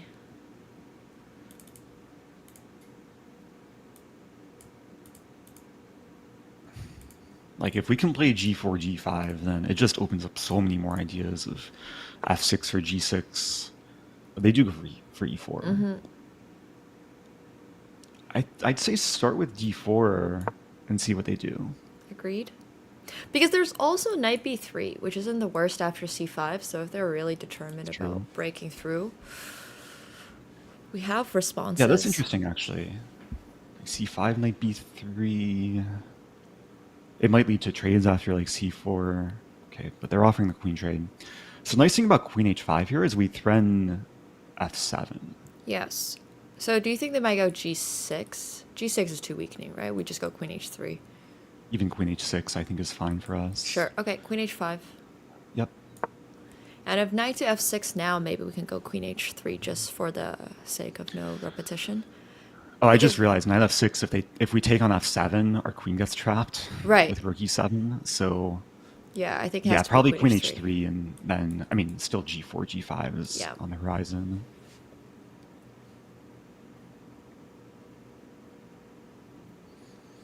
And if we can lift a rook to the H file, that would be the dream. Yeah, getting rook F4 in would be crazy. I guess maybe they have knight F8. They cover H7, but. And black is a bit passive on the king side.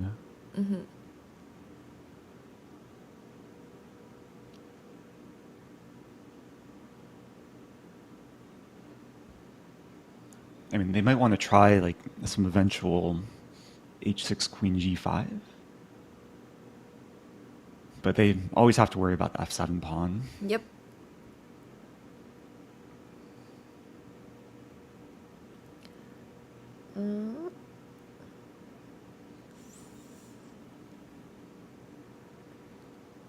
Okay, we're do really, really, really well on time. I'm now looking at c5. Maybe c5 is a bit more of an issue, but we can always play c3 now. So Yeah, c3 might be a safe move. I mean, if they play c5, we probably take slightly longer think and sift through our options. So they're just taking the pawn. at this very current second, we can take on f7. But let's say they go knight f6. That's true. Yeah, knight f6. Yeah, queen. knight f6, queen h3. Right. Actually, the nice thing about having our queen on h3... Okay, never mind. Rook I was gonna f4? say, rook f4 Oh, they're is going definitely knight good. f8. Oh, but I don't care. Yeah, it's probably okay. It might be a little bit more flexible to start with g4, though I'm not sure. I kind of like rook f4. If they go knight to f8, then we can play knight b3, and we can turn our Ooh, attention to that's playing a knight good to point. e6. That is a good point. Yeah, yeah, start with rook f4. I like it. Okay. And they're not on f8 is just purely a passive piece, because it's completely restricted by the pawn. Mm-hmm.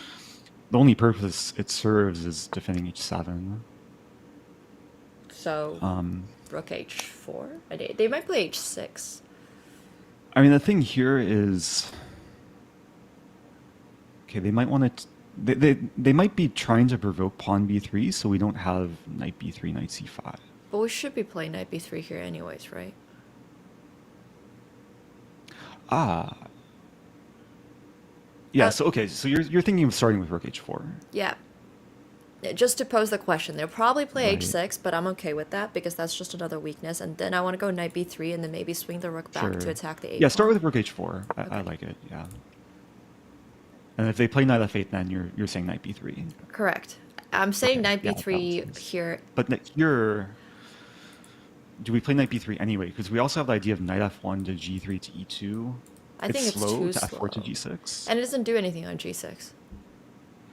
Yeah, it looks... I mean, there's also knight e6 ideas. Like, Knight it's a e6, yeah. dream square, but Yeah.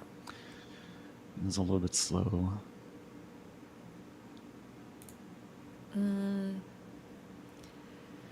I don't think knight b3 is that committal, so Yeah, and I guess, like, with knight b3, we still have the long-term maneuver of knight c1 to e2. yeah. So I think you're good to start with that. Okay. We're also threatening a takes b5. No, rook takes b5, I guess, is a problem. Yeah, I mean, their a5 pawn could be a small concern for them. Mm-hmm. We might want to shift our queen and rook on the king side, like maybe queen g6 or rook g4.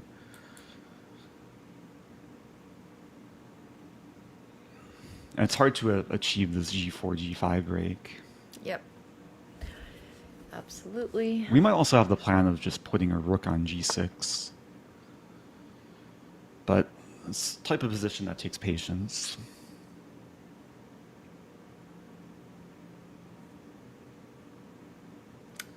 So I'm thinking of maybe queen g4, queen f4, G4. queen d6. Yeah, I think our queen is the one piece that can be improved here. Right.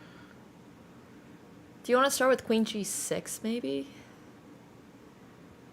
I think queen g4 has a few more, like queen g4 to f4. Oh, looks yeah, a little okay. bit more attractive. I'm playing queen g4 then. Okay. Yeah, the idea They might play of- queen c7 just to Yeah. hold their ground.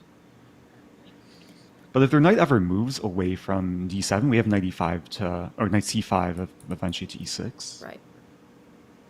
So their knight does seem a bit stuck. Okay, rook takes a4. Yeah, what's our plan? Rook b4 maybe? But Rook threatening b4, rook we takes take on a5. a5, right? Oh, rook think- to b3. Oh, yeah. Yeah, that's slightly annoying. And they want to... Okay, we definitely have options here. I think now we should slow down. A few things come to mind. One is rook takes b4 and then queen f4. Yep. And we have ideas of queen d6. I think that's And- what I like.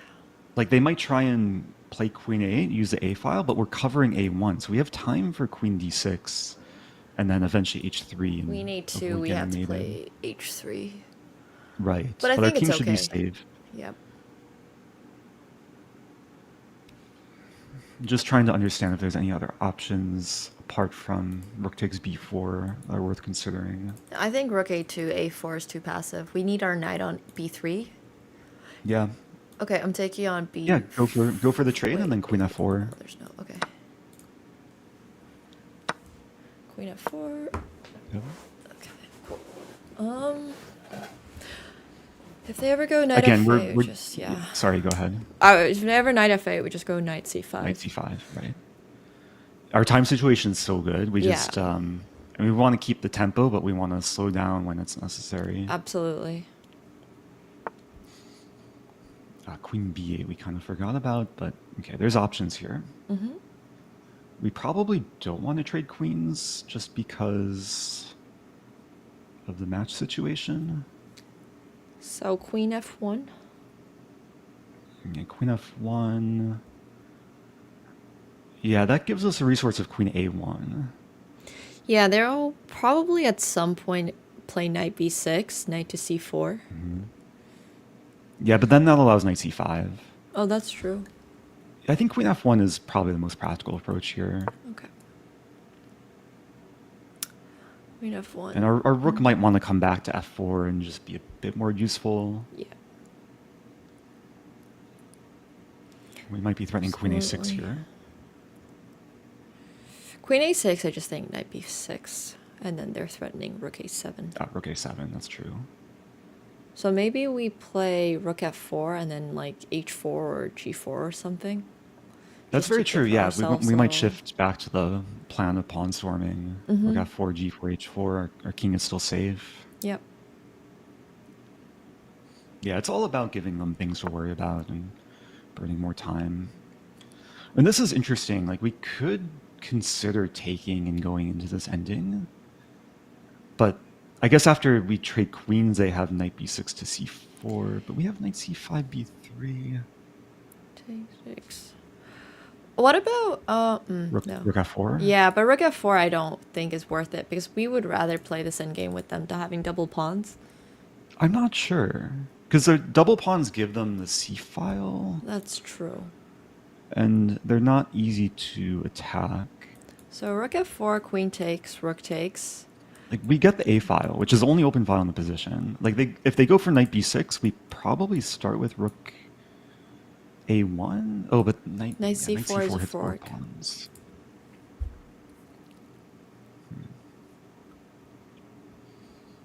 Thoughts on queen a1, queen e2, I guess.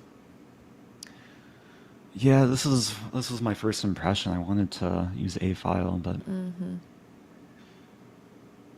so it's like, what version of the endgame gives us the most chances? We might have to take a deep think here. Yep. Rook f4, queen takes f1, rook takes f1, knight b6. Like, we really want to just have time for knight c5 and b3. We just don't. But I don't think we have time for that.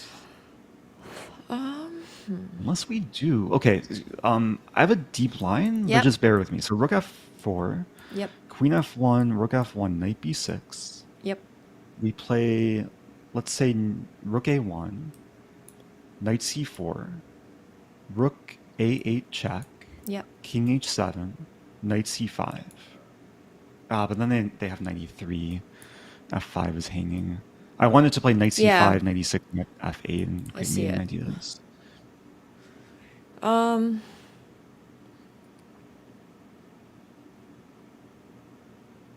Is queen f4 back crazy? Queen f4, queen e2, h3. C2's hanging. Oh, c2's hanging. I was gonna give up c2 for queen d6. And then rook. But they just have rook to f7. Yeah, it just feels a little bit desperate. Rook f4, queen f1, rook f1, knight b6, rook a1. I really want to make this work with this e3 pawn. So if we take... So what if we take first. C takes, and then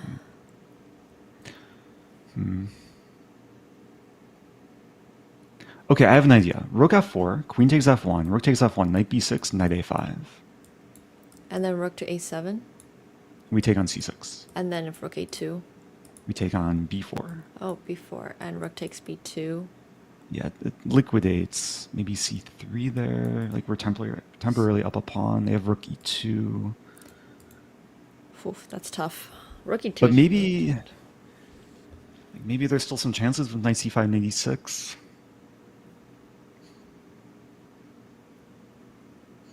By the way, what if like queen e1? I guess they want to play knight b6. Mm-hmm. But then knight c5? Knight c4. Knight c4, b3? Oh, they take on e3. Yeah, we have to deal with checkmate somehow. Queen e1, knight b6, knight c5, knight c4. Then maybe like... Wait. Queen e1. Mm-hmm. Knight b6. Knight c5. Knight c4. b3. They can't take on e3 because we take back with our Oh, queen and we have e1. covered g1. Okay, queen e1. Let's just make sure. Queen e1, knight b6, knight c5. Are we scared of rook a7? Oh, wait. Queen e1, they might have c5. And then we take with pawn? Yeah, but then they get knight takes c5. And then knight d4. Knight d4? Okay, that's playable. Yeah, It's I not think this maybe great. gives us the best chances. Okay. And then let's go for queen e1. Yeah. If we have the time, we want to play h3 and then put our rook on g4, maybe queen g3. Mm-hmm. And our queen does a nice job here, like preventing black's queen from invading. Okay, h3. Yeah, I think that's just a simple move, yeah. If they play rook a8, like, our knight is always covering a1, So we just go rook g4, queen g3. I think so. And then try to tie them down to g7. Yep. And then once their rook is immobilized, we can work on invading, like, queen d6. Mm-hmm.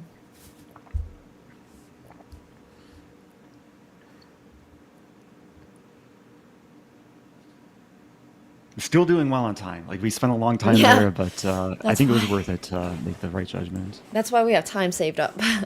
Yes. Okay, so rook g4, king h2, queen g3. Yeah, I think it's still easier to play for white. Okay.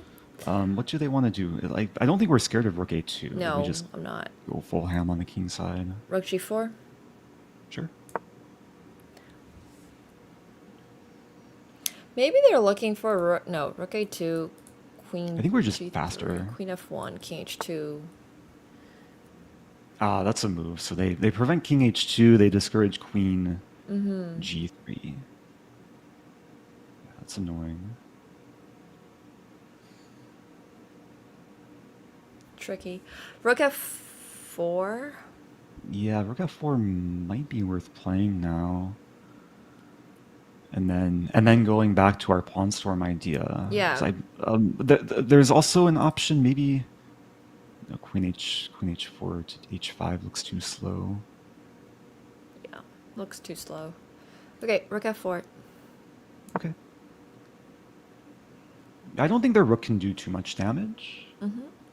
Like rook a2, worst case scenario, we have queen b1. Yeah.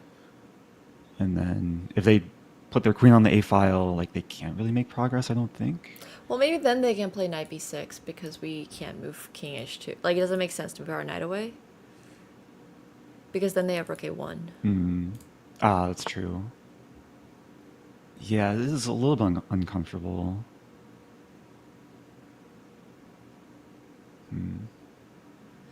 So maybe queen b1, queen a7, rook f1.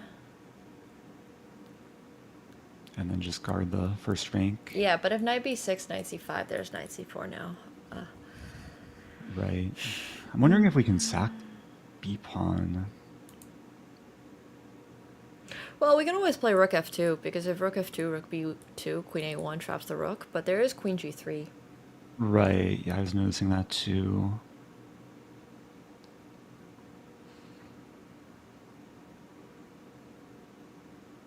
But queen g3, king g1 could be interesting. And then we're threatening to take on b4. Oh, rook f2 here. Yeah, rook f2. f2. I see what you mean. Yeah. But then e3 is vulnerable. Oh, that's true. I don't like the queen getting into g3. I think probably start with queen b1, at least force her queen over. Okay. And then we'll decide. I just don't see an answer to queen a7, knight b6.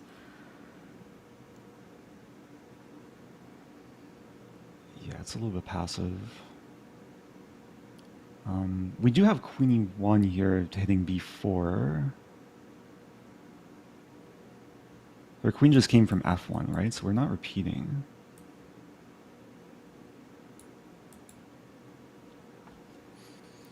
f2 hangs at the end of that line. What about rook to f1, rook to f2, knight to b6, queen to e1?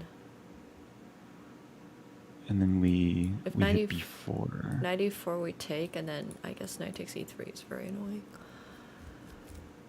Whew, Do we also have like g4 here? Okay, g4 knight b6 though, right? Mm-hmm. We're just a little bit too slow. Yeah, probably have to move our rook back. Rook f1 just feels like it makes a bit more sense because it allows knight c5. So can we calculate rook f1, knight b6, knight c5? Knight to c4. Knight c4. And then queen e1? Queen e1, knight takes b2. Oh, we take b4. Take on b4. Okay, rook f1. Yeah, yeah, go for that. And if they defend their b pawn, we're in time for b3, I think. Yeah, I think we just want to complicate now because we need to. Yes, yes.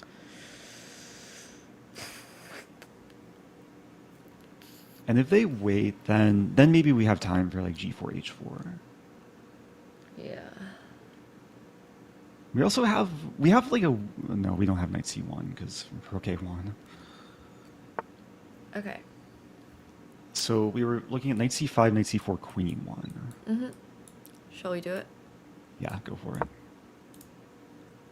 Yeah, at least our knight comes to e6 in many cases, and it can get very messy, which at this point is Oh, there's rook takes b2. And then we play queen g3. Take on c2. Knight e6. Doesn't threaten anything. We're threatening rook a1, actually, I think. If we move our king. Oh, yeah, we would have to play. That's true. Wait, queen e1, rook b2. I mean, I think we have to go for it because there's nothing else to go for. Can we spend one more moment calculating b? Oh, do we have we don't have b3 knight a4 because they take on c2. Yeah. Do we? b3.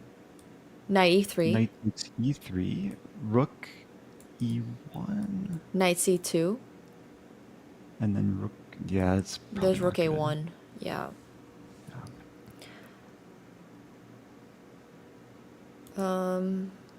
So, is queen e1 our best shot? I think queen e1, rook b2. We have to go for queen g3 and then knight e6. Yeah. Maybe queen e1, rook b2. We start with knight e6. I think is a bit more accurate. But start with queen e1. Okay. Because with knight e6 we keep e3 defended, and if they take on c2, we take on b4. Knight e6. They might play queen b8 here, multi-purpose move. Oh, but then maybe g7 is more of a target. At least our knight's coming in. Like this is. Yeah. This is our source of counterplay. Knight f8, knight g6 is in the air. We just have to get our queen and rook involved. If queen b8, maybe we have to go for rook f4 because they're going to take on c2 and then push b3. So we just have to make very quick. Right. something on the king's side. Wait, so you said queen b8, rook f4? Yeah. Yeah, and that enables queen g3. Right. And it's all about initiative. Yeah. Like, we have to throw punches before they promote their pawn. For sure. For sure. Okay, so they can't play rook takes c2. Yeah, rook c2, queen. Okay, so we have queen b4 here, which is interesting. They take queen f8. King h7, queen e8. I kind of like it. It's so close to mate, but takes. Oh yeah, queen e8 threatens knight f8. Yeah. Should we just go for it? They might play queen 8, but they. How do they guard f8? Because queen a8. So queen at least we b8 have for queen queen e7. a8. Oh, we can go queen e7. Queen e7. Yeah, Okay, let's go go for for queen it. b4. I think is yeah. Yeah, queen e8's a very nice find. So our queen is finally intruding. They can't play queen f7 because queen b8, king e7, knight f8. They don't look confident here, which They have is good. c5. c5, queen b5, maybe? Yeah, we have to keep threats in the back. Wait, range, c5, that's queen true. b5, knight to d6. D6. And then queen c6 maybe? We hit the Queen knight. c6, b takes c2, takes... We take the knight, and we're rook still e1. threatening things. Okay, well, whatever. Okay, Queen queen f8. Yeah, I think they maybe missed knight e8. Or queen e8. Queen e8? Yeah. Queen e8, knight Go for it. d6 is fine. Everything's fine.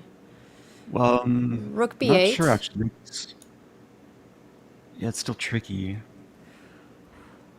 Okay, so queen e8, rook b8. Knight f8. Yeah, unfortunately we can't do much when our queen's attacked. Yeah. There's no way to prevent that. There's we no don't other have chance. rook a1. I mean, we should just play queen e8. I don't see Yeah, a queen better e8. move. Start with. Yeah, at least we have a couple checks. Mm.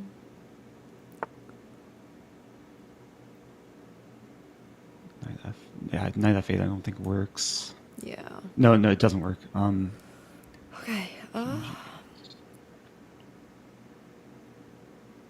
We might have to play queen g6. Rook I know it's not pretty. c1.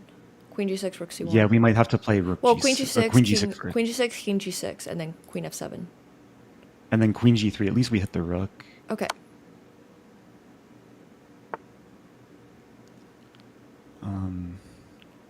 We might start with...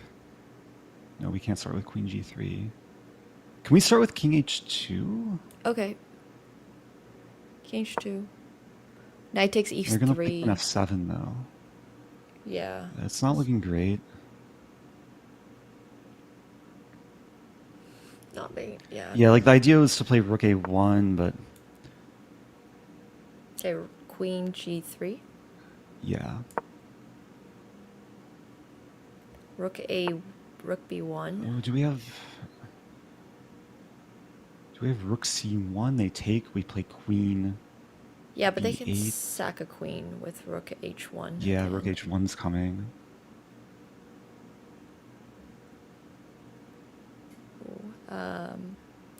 Rook e1. I think you have to try rook. Yeah, try rook c1.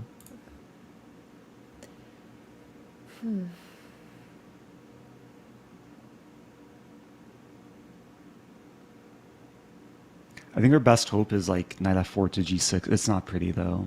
No.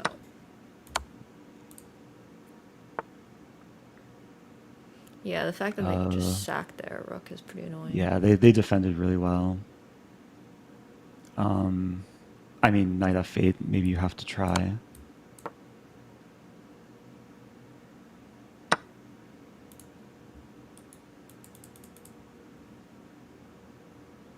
Do we have like king g3? Unfortunately, we can't. No, really we start can't. We with just can't just perp. queen. So, all right, this is pretty Yeah. over. Do you want to take? Yeah, we can take. We can give them satisfaction of promoting a queen. Maybe create a stalemate trick of some sort. Yeah. Farmer Rosen We can get the trophy. pawn to g6. Let's do it. G4. Maybe start with. I don't know. Here, we'll just play queen f7. Queen f7, yeah. They're probably saying like RATATA. Yeah, they probably are. It's Yeah, just. they're Yeah. ours. Oh my gosh.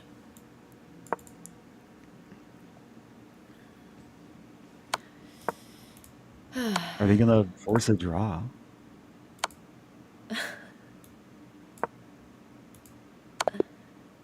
Okay. Well, at least they, GG. soften up the score a little. They Yeah, it was softened a the good score. game. I mean, Yeah. I think we had good chances maybe at some point, but they neutralized well. Yeah, they did. They really What to did. do. Oh, jeez.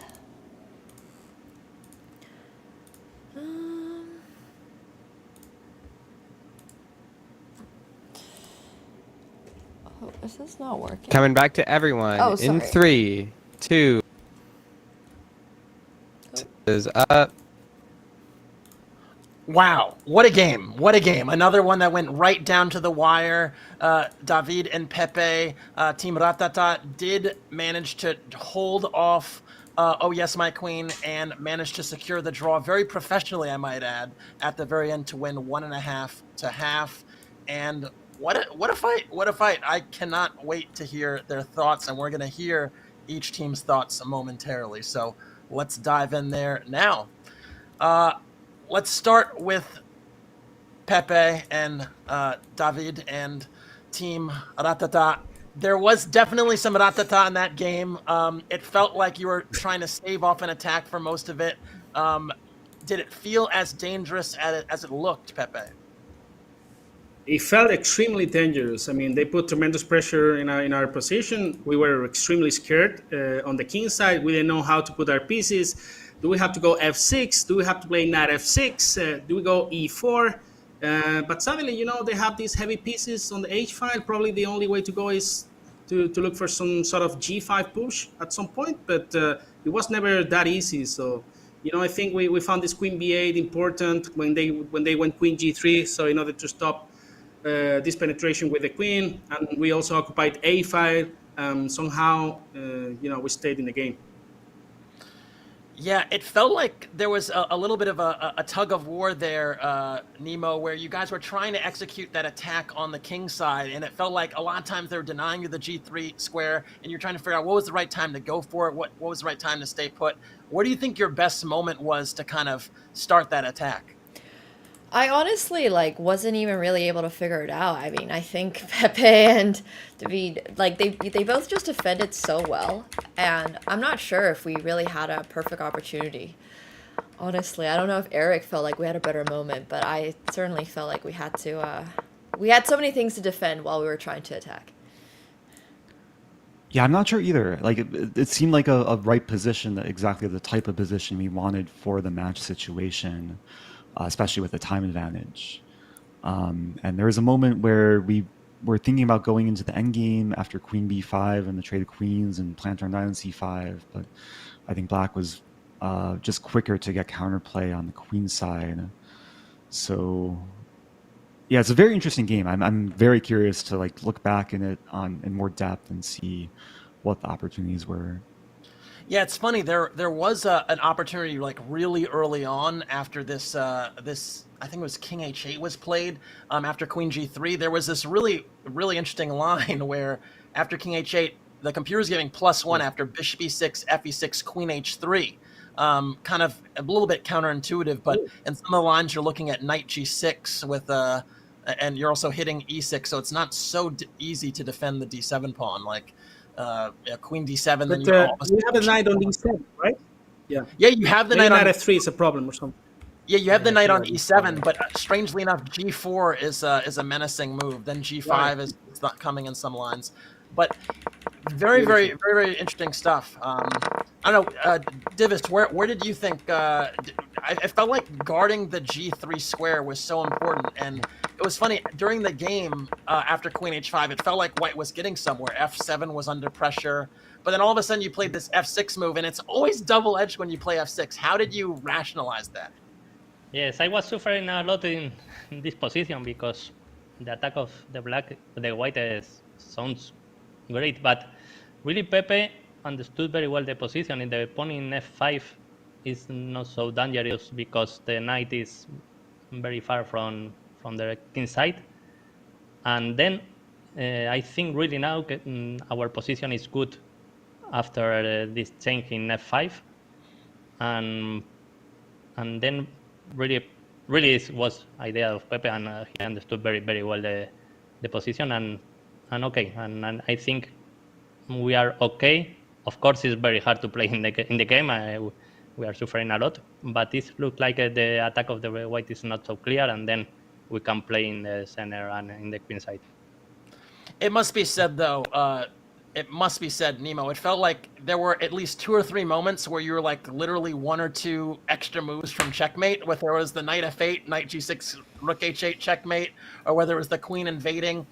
There was this moment after b3 where you went for this queen before knight f8 maneuver, and it was difficult to see from afar that this rook b8 back would be the annoying move. But strangely enough, queen takes, and queen g3 was a way to get the same ideas off. I think in part because there's rook a1 in so many lines where you distract the queen and there's some queen g7 business. But did it feel during the game like you were almost hitting home, or like how did it feel? It definitely felt like, we were playing to win, obviously. So it felt like queen b4, queen f8 was our best shot. I unfortunately missed rook b8 until basically near the very end. So I think if we'd seen rook b8, we would have considered queen g3, rook to a1 ideas, which we actually thought about. But yeah, the tactics just wasn't, quite there. And obviously, respect to our opponents, they were able to defend against everything amazingly. Yeah, hard to do anything when your opponents don't make a mistake.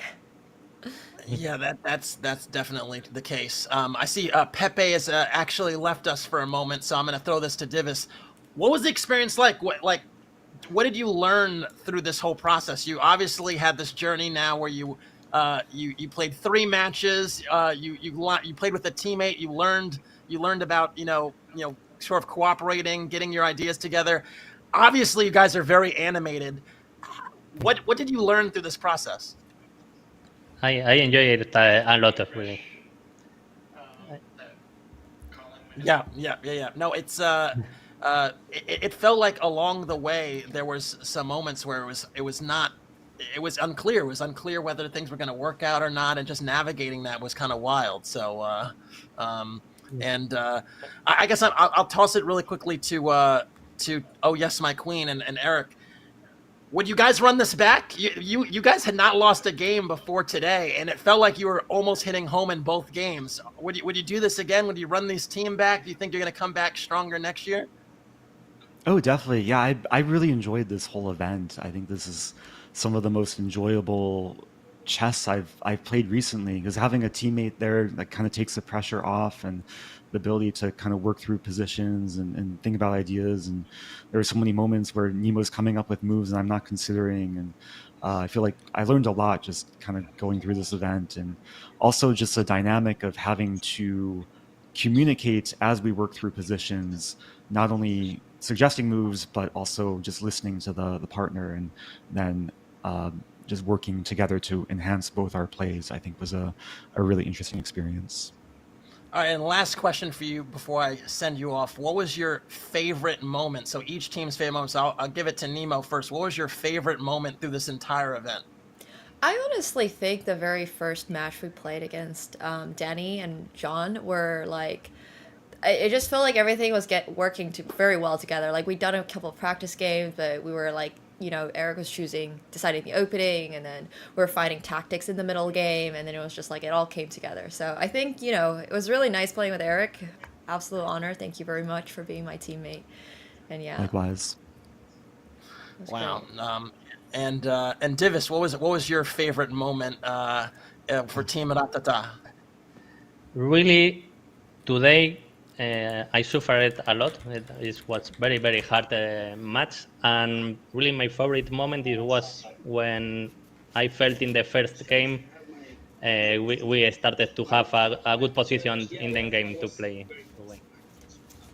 Then it was to me the most important moment for the match, because if this game is draw, of course they can play a less aggressive this game, and then this was the most important moment for us in all the event, because in the other match we had a very good position with white always to try to win, but this match was very hard for us, and the first game it was clearly better for them, and then this was the moment, the key moment really for the match. Well, it was wildly entertaining. I mean, honestly, just watching these games, they went right down to the wire. I had such a fun time enjoying it. And I just want to say congratulations, really, to both teams. Congratulations, Team Ratata. You really captivated us. And congratulations, Nemo and Eric, because the synergy was crazy. Like, it was incredible to watch, like, throughout. So hopefully we're going to do this again soon. I look forward to the Redemption Tour, and enjoy your weekend. Thank you. Thank you. You Good too. games, guys. Thank you very much. Thank you. Eric. GGs. Thank you. GGs. It was very nice. Thanks, Edith. Nemo. Sí, Vamos estás ahí. viendo ya, ¿no? Ahí. D4. D4. ¿Has visto, Ahí está. ¿Has visto PC D4, no? Vale. But knight BD7. Oh, There's a yeah. good chance they prepared this. Recording. 'cause This is what I play a lot in Blitz online. Dale, dale caña. That was honestly kind of crazy. Let me see if you guys are able to see me now. Pause chip. No? Kind of weird, kind of weird. Okay, 1 second. I don't know why my cam link is just not working, so let me try to figure that out. Maybe I just need to reset it. Catsko pulled some cables in the middle of my game, which is not great, not great.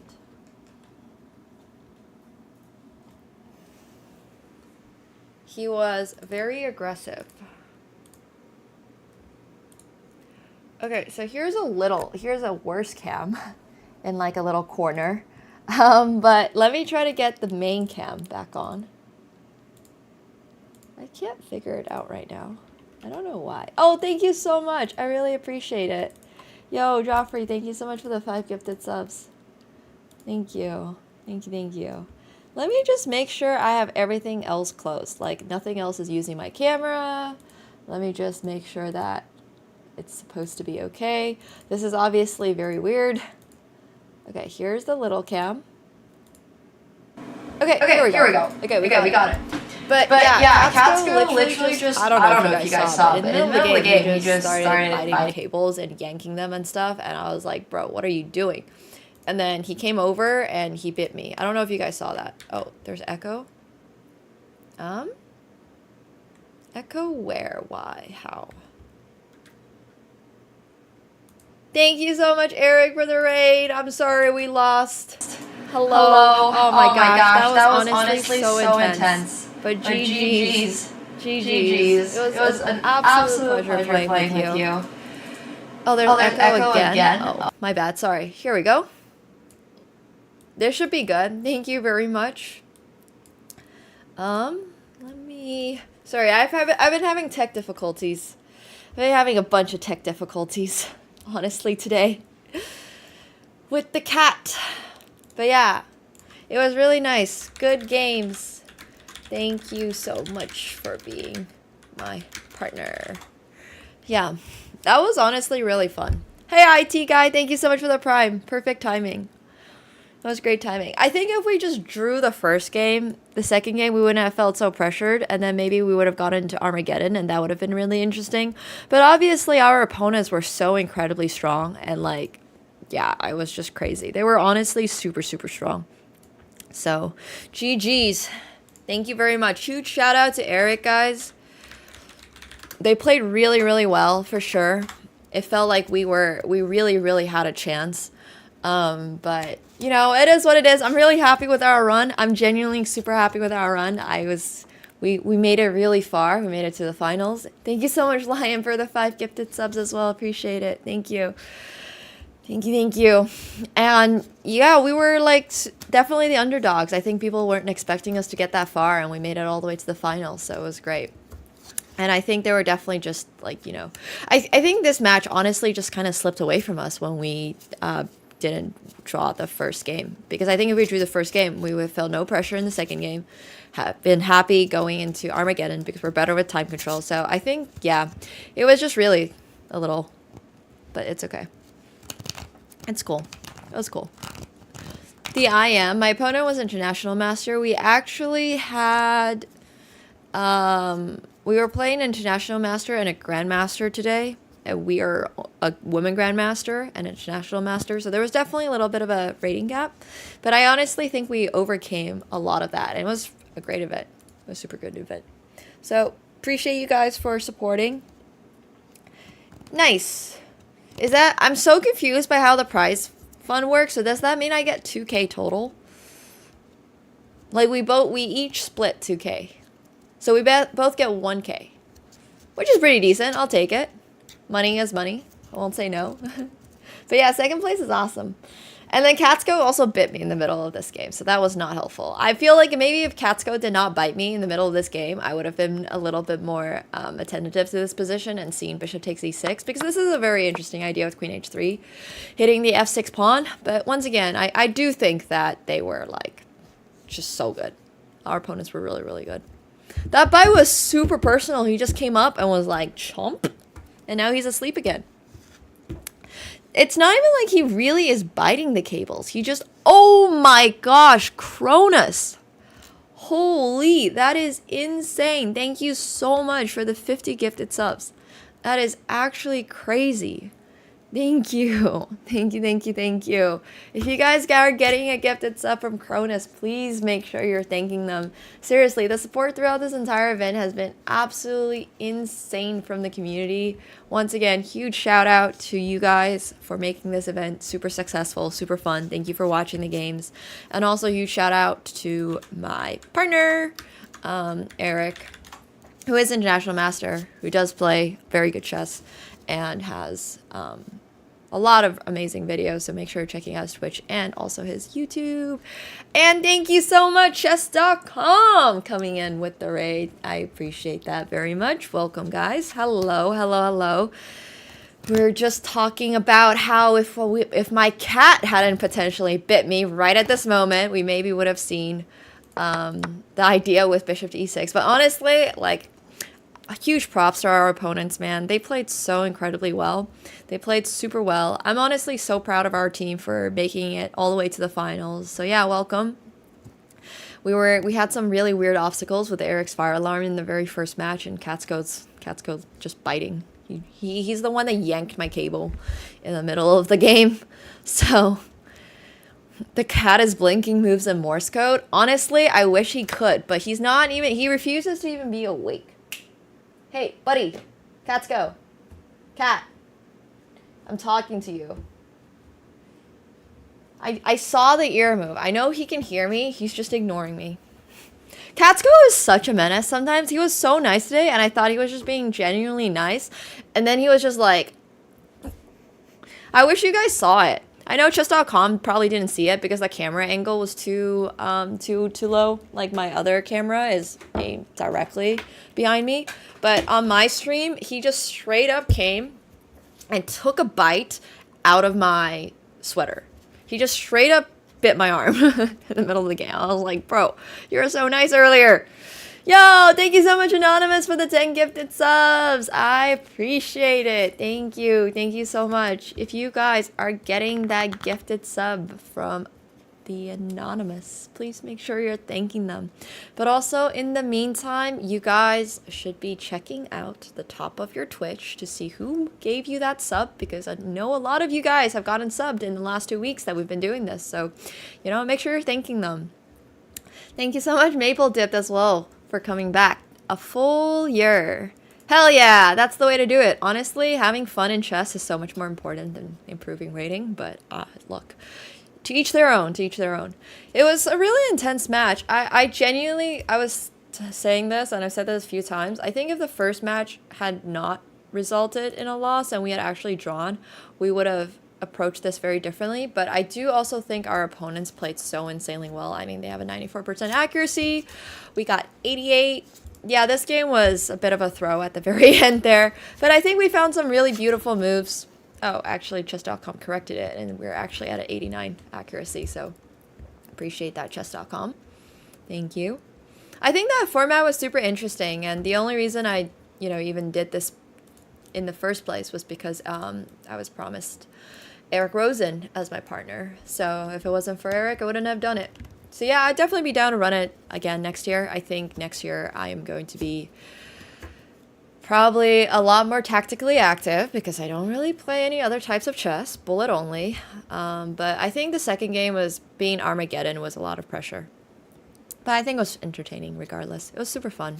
Yeah, Eric is super chill all the time. I definitely feel like we could have done a little better in this first game. Just like not losing would have been such a big help. What a surprise. But anyways, I think it's going to be a really good time regardless. But yeah, not too worried about next year. That's a whole year away. Very entertaining stuff. The final was originally going to be a best of 4, but I believe they shortened it, which I don't actually disagree with because I think by 2 games you can probably see which team is actually like... It does give the other team a better chance to come back, potentially.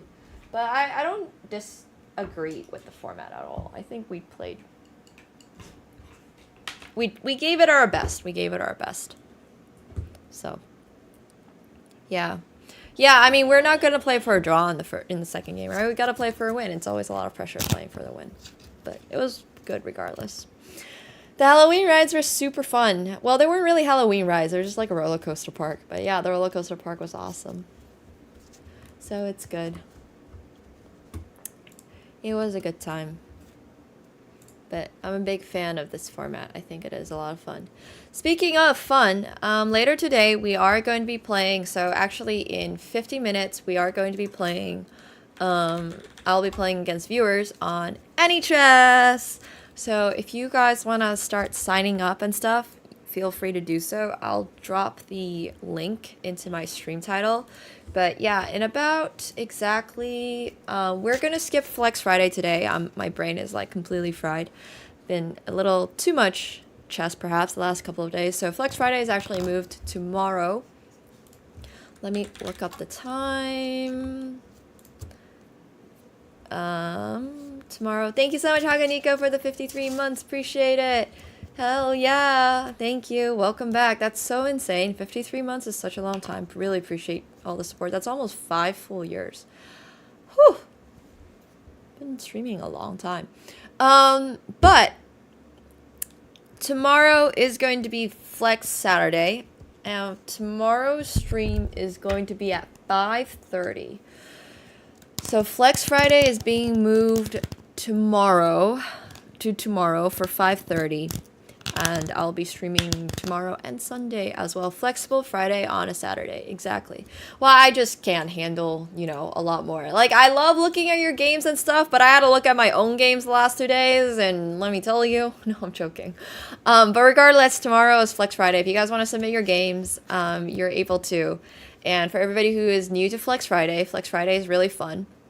You guys are able to simply submit your games in our Discord channel for $50 best game. Every single week we give out $50 for best game, and then we also give out $25 for the worst game. And this week's theme in honor of Eric Rosen is actually the Rosen score. So if you guys have not yet checked out the Rosen score, this is not an app that he developed himself, but it is based on games that he has played. So it is going to be really, really fun. And it's basically just, an encouragement for you guys to try something that you haven't done before. So your game submitted this Friday has to check one of the boxes on the Rosen score. And the way you can do this is, doing forever is going to take forever. So let me just do 24 hours. Oh, 0, because I've played 2 games in the last 24 hours. Sorry, my bad. I apologize. Let me redo this. Okay, fine. Let's just start from the beginning. But yeah, basically you can just go and look at what games you've played that fulfill this Rosen score website thing, and then you can just submit anything you want. But it does have to, for example, if you play 1 game of Smothermate, you can submit that game. If you played 1 game where you got a double checkmate, you can submit that game. You're allowed 1 submission every week. best games are voted by the community. So I'm going to pick the best 5 that I think are the best 5, and then you guys get to pick which one actually wins. Yeah, it's time to get outside your comfort zone, or maybe you're just a professional egg player. You know, I don't judge at all. I really don't judge. We drew, technically. They gave us a pity draw, Mega. So, unfortunately, we lost the match, but it's okay, honestly. I'm super happy with our result. Our end result is still very good. But, yeah, it's all good. It really is all good. I don't even know if I was expecting to make it to the final. Like, if you asked me at the very start what percentage chance I think we had of making it to the finals, I would have said probably like 5%. So, this is a lot higher than that. And it was just really fun format. I found out that we're able to, you know, play better together, which is not always the case for team chess formats. Because I think a lot of people actually end up, like the stronger player oftentimes ends up playing worse because they have someone and they gotta explain their thoughts and all that. But I actually think that we really just made it better. Yeah, we had really good synergy. I mean, it's like yin and yang.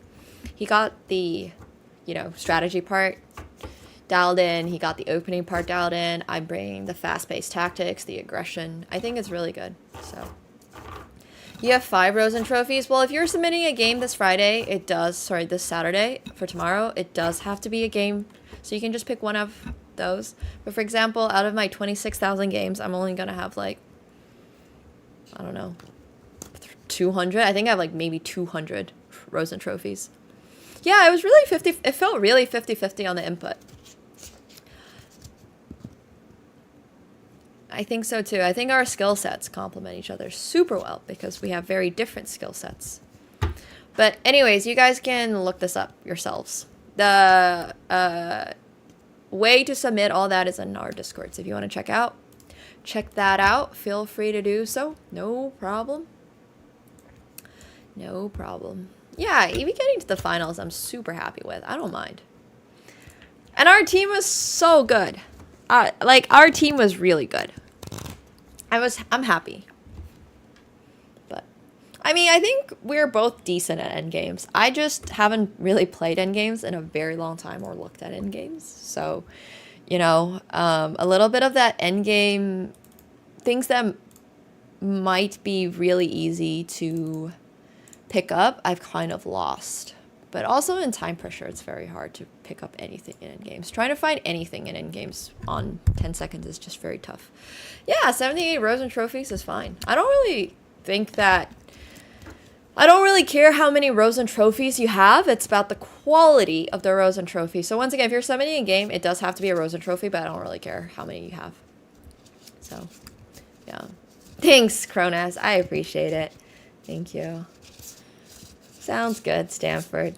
Yeah, Stelmatrix is a low-quality Rosen trophy because you drew. I very much, for Flex Friday, we like games where it's a real flex, and I'm not saying that Stelmates can't be, but we'll see. We'll see. It can be any time control. I don't care. I don't care. Yeah, so anything you guys want. I'm always down to play with Eric again, but I don't currently have any plans. Planning ahead, not really my forte. But in half an hour, we are going to be doing, we're going to be playing any chess against viewers. So stay tuned for that. For now, I'm going to farm some Rosen trophies. Oh my god, I forgot that when I tab away, it just closes everything. You don't need to see all your chess.com games. All you got to do is load it up. The site does all the work for you. I actually got to run to the bathroom really bad. I've needed to go to the bathroom once again since earlier, so I'm going to go. Bishop is crazy. I love the name for Bishop. It's actually one of my favorites too. What the heck? This is not the window capture I had. This is also not the window capture I had. Okay, whatever. Here, you guys can just see the taskbar load up.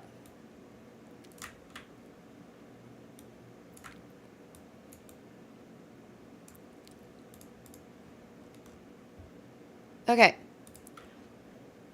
I will BRB, and we're going to try to farm some more Rosen scores, and then we're going to swap over to any chess.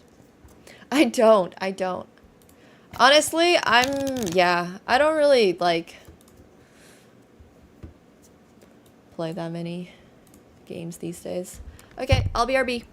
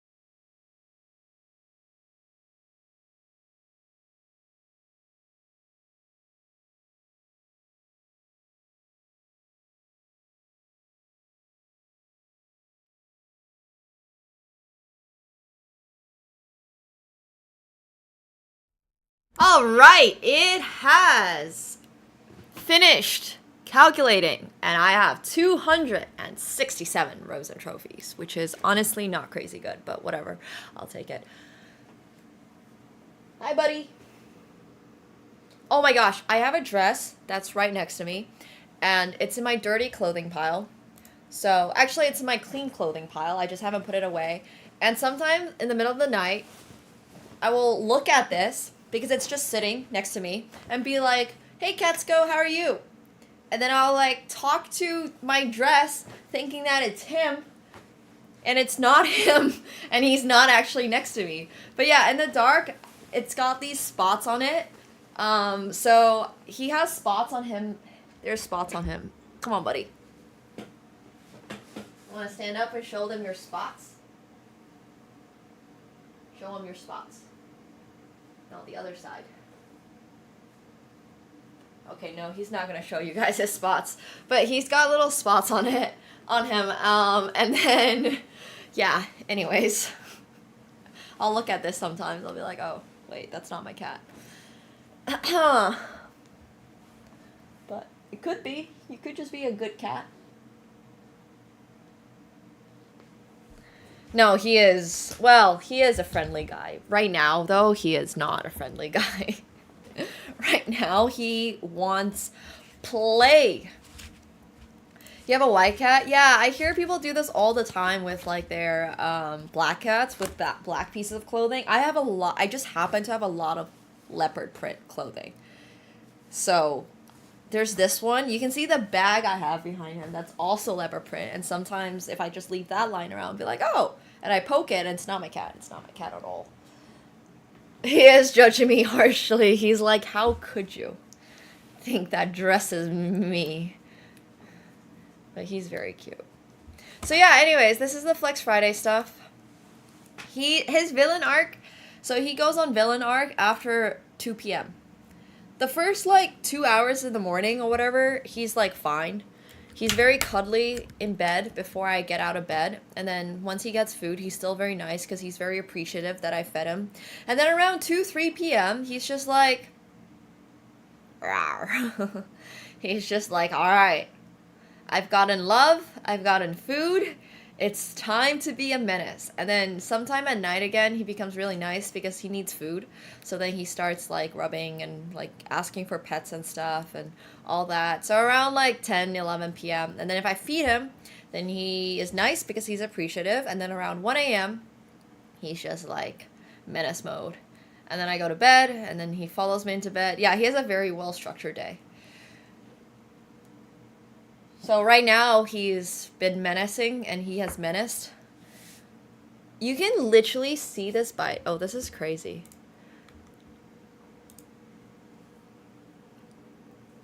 Do you see this bite over here? It's not very clear to see, but you can kind of see it. This is through the sleeve. He literally, like, bit me through the sweater. This is a thick sweater. This is not even like a light sweater. It's a thick sweater. He took a real bite earlier. I can't believe it. I actually can't believe it. I don't even know what warranted that, honestly. Like, I'm not sure. He's not getting treats for the rest of the day. I was playing with him before stream today. The producers were commenting on it. I was playing with, like... I was tossing him his strength thing. But yeah, anyways, he just wants to play at some point, so it is what it is. Alright, let's, no, he's still gonna get food. He just doesn't get treats. He just doesn't get treats. He closed the treat store. I closed the treat store, yeah. His food's... He's got food in the pantry, but it's not any different from what I give him on a regular basis, so... Rosen scored farming. Sag we lost, but it's still a good result nonetheless. No problem. Is he staring at me intently? It was a 3v2 team fight. It's really true. It really is true. Also, I'm gonna end my YouTube stream, so if anybody's still watching on YouTube, you guys can come over to Twitch. I would appreciate that very much, because we're gonna start blasting some really good music. Back to our normal activities.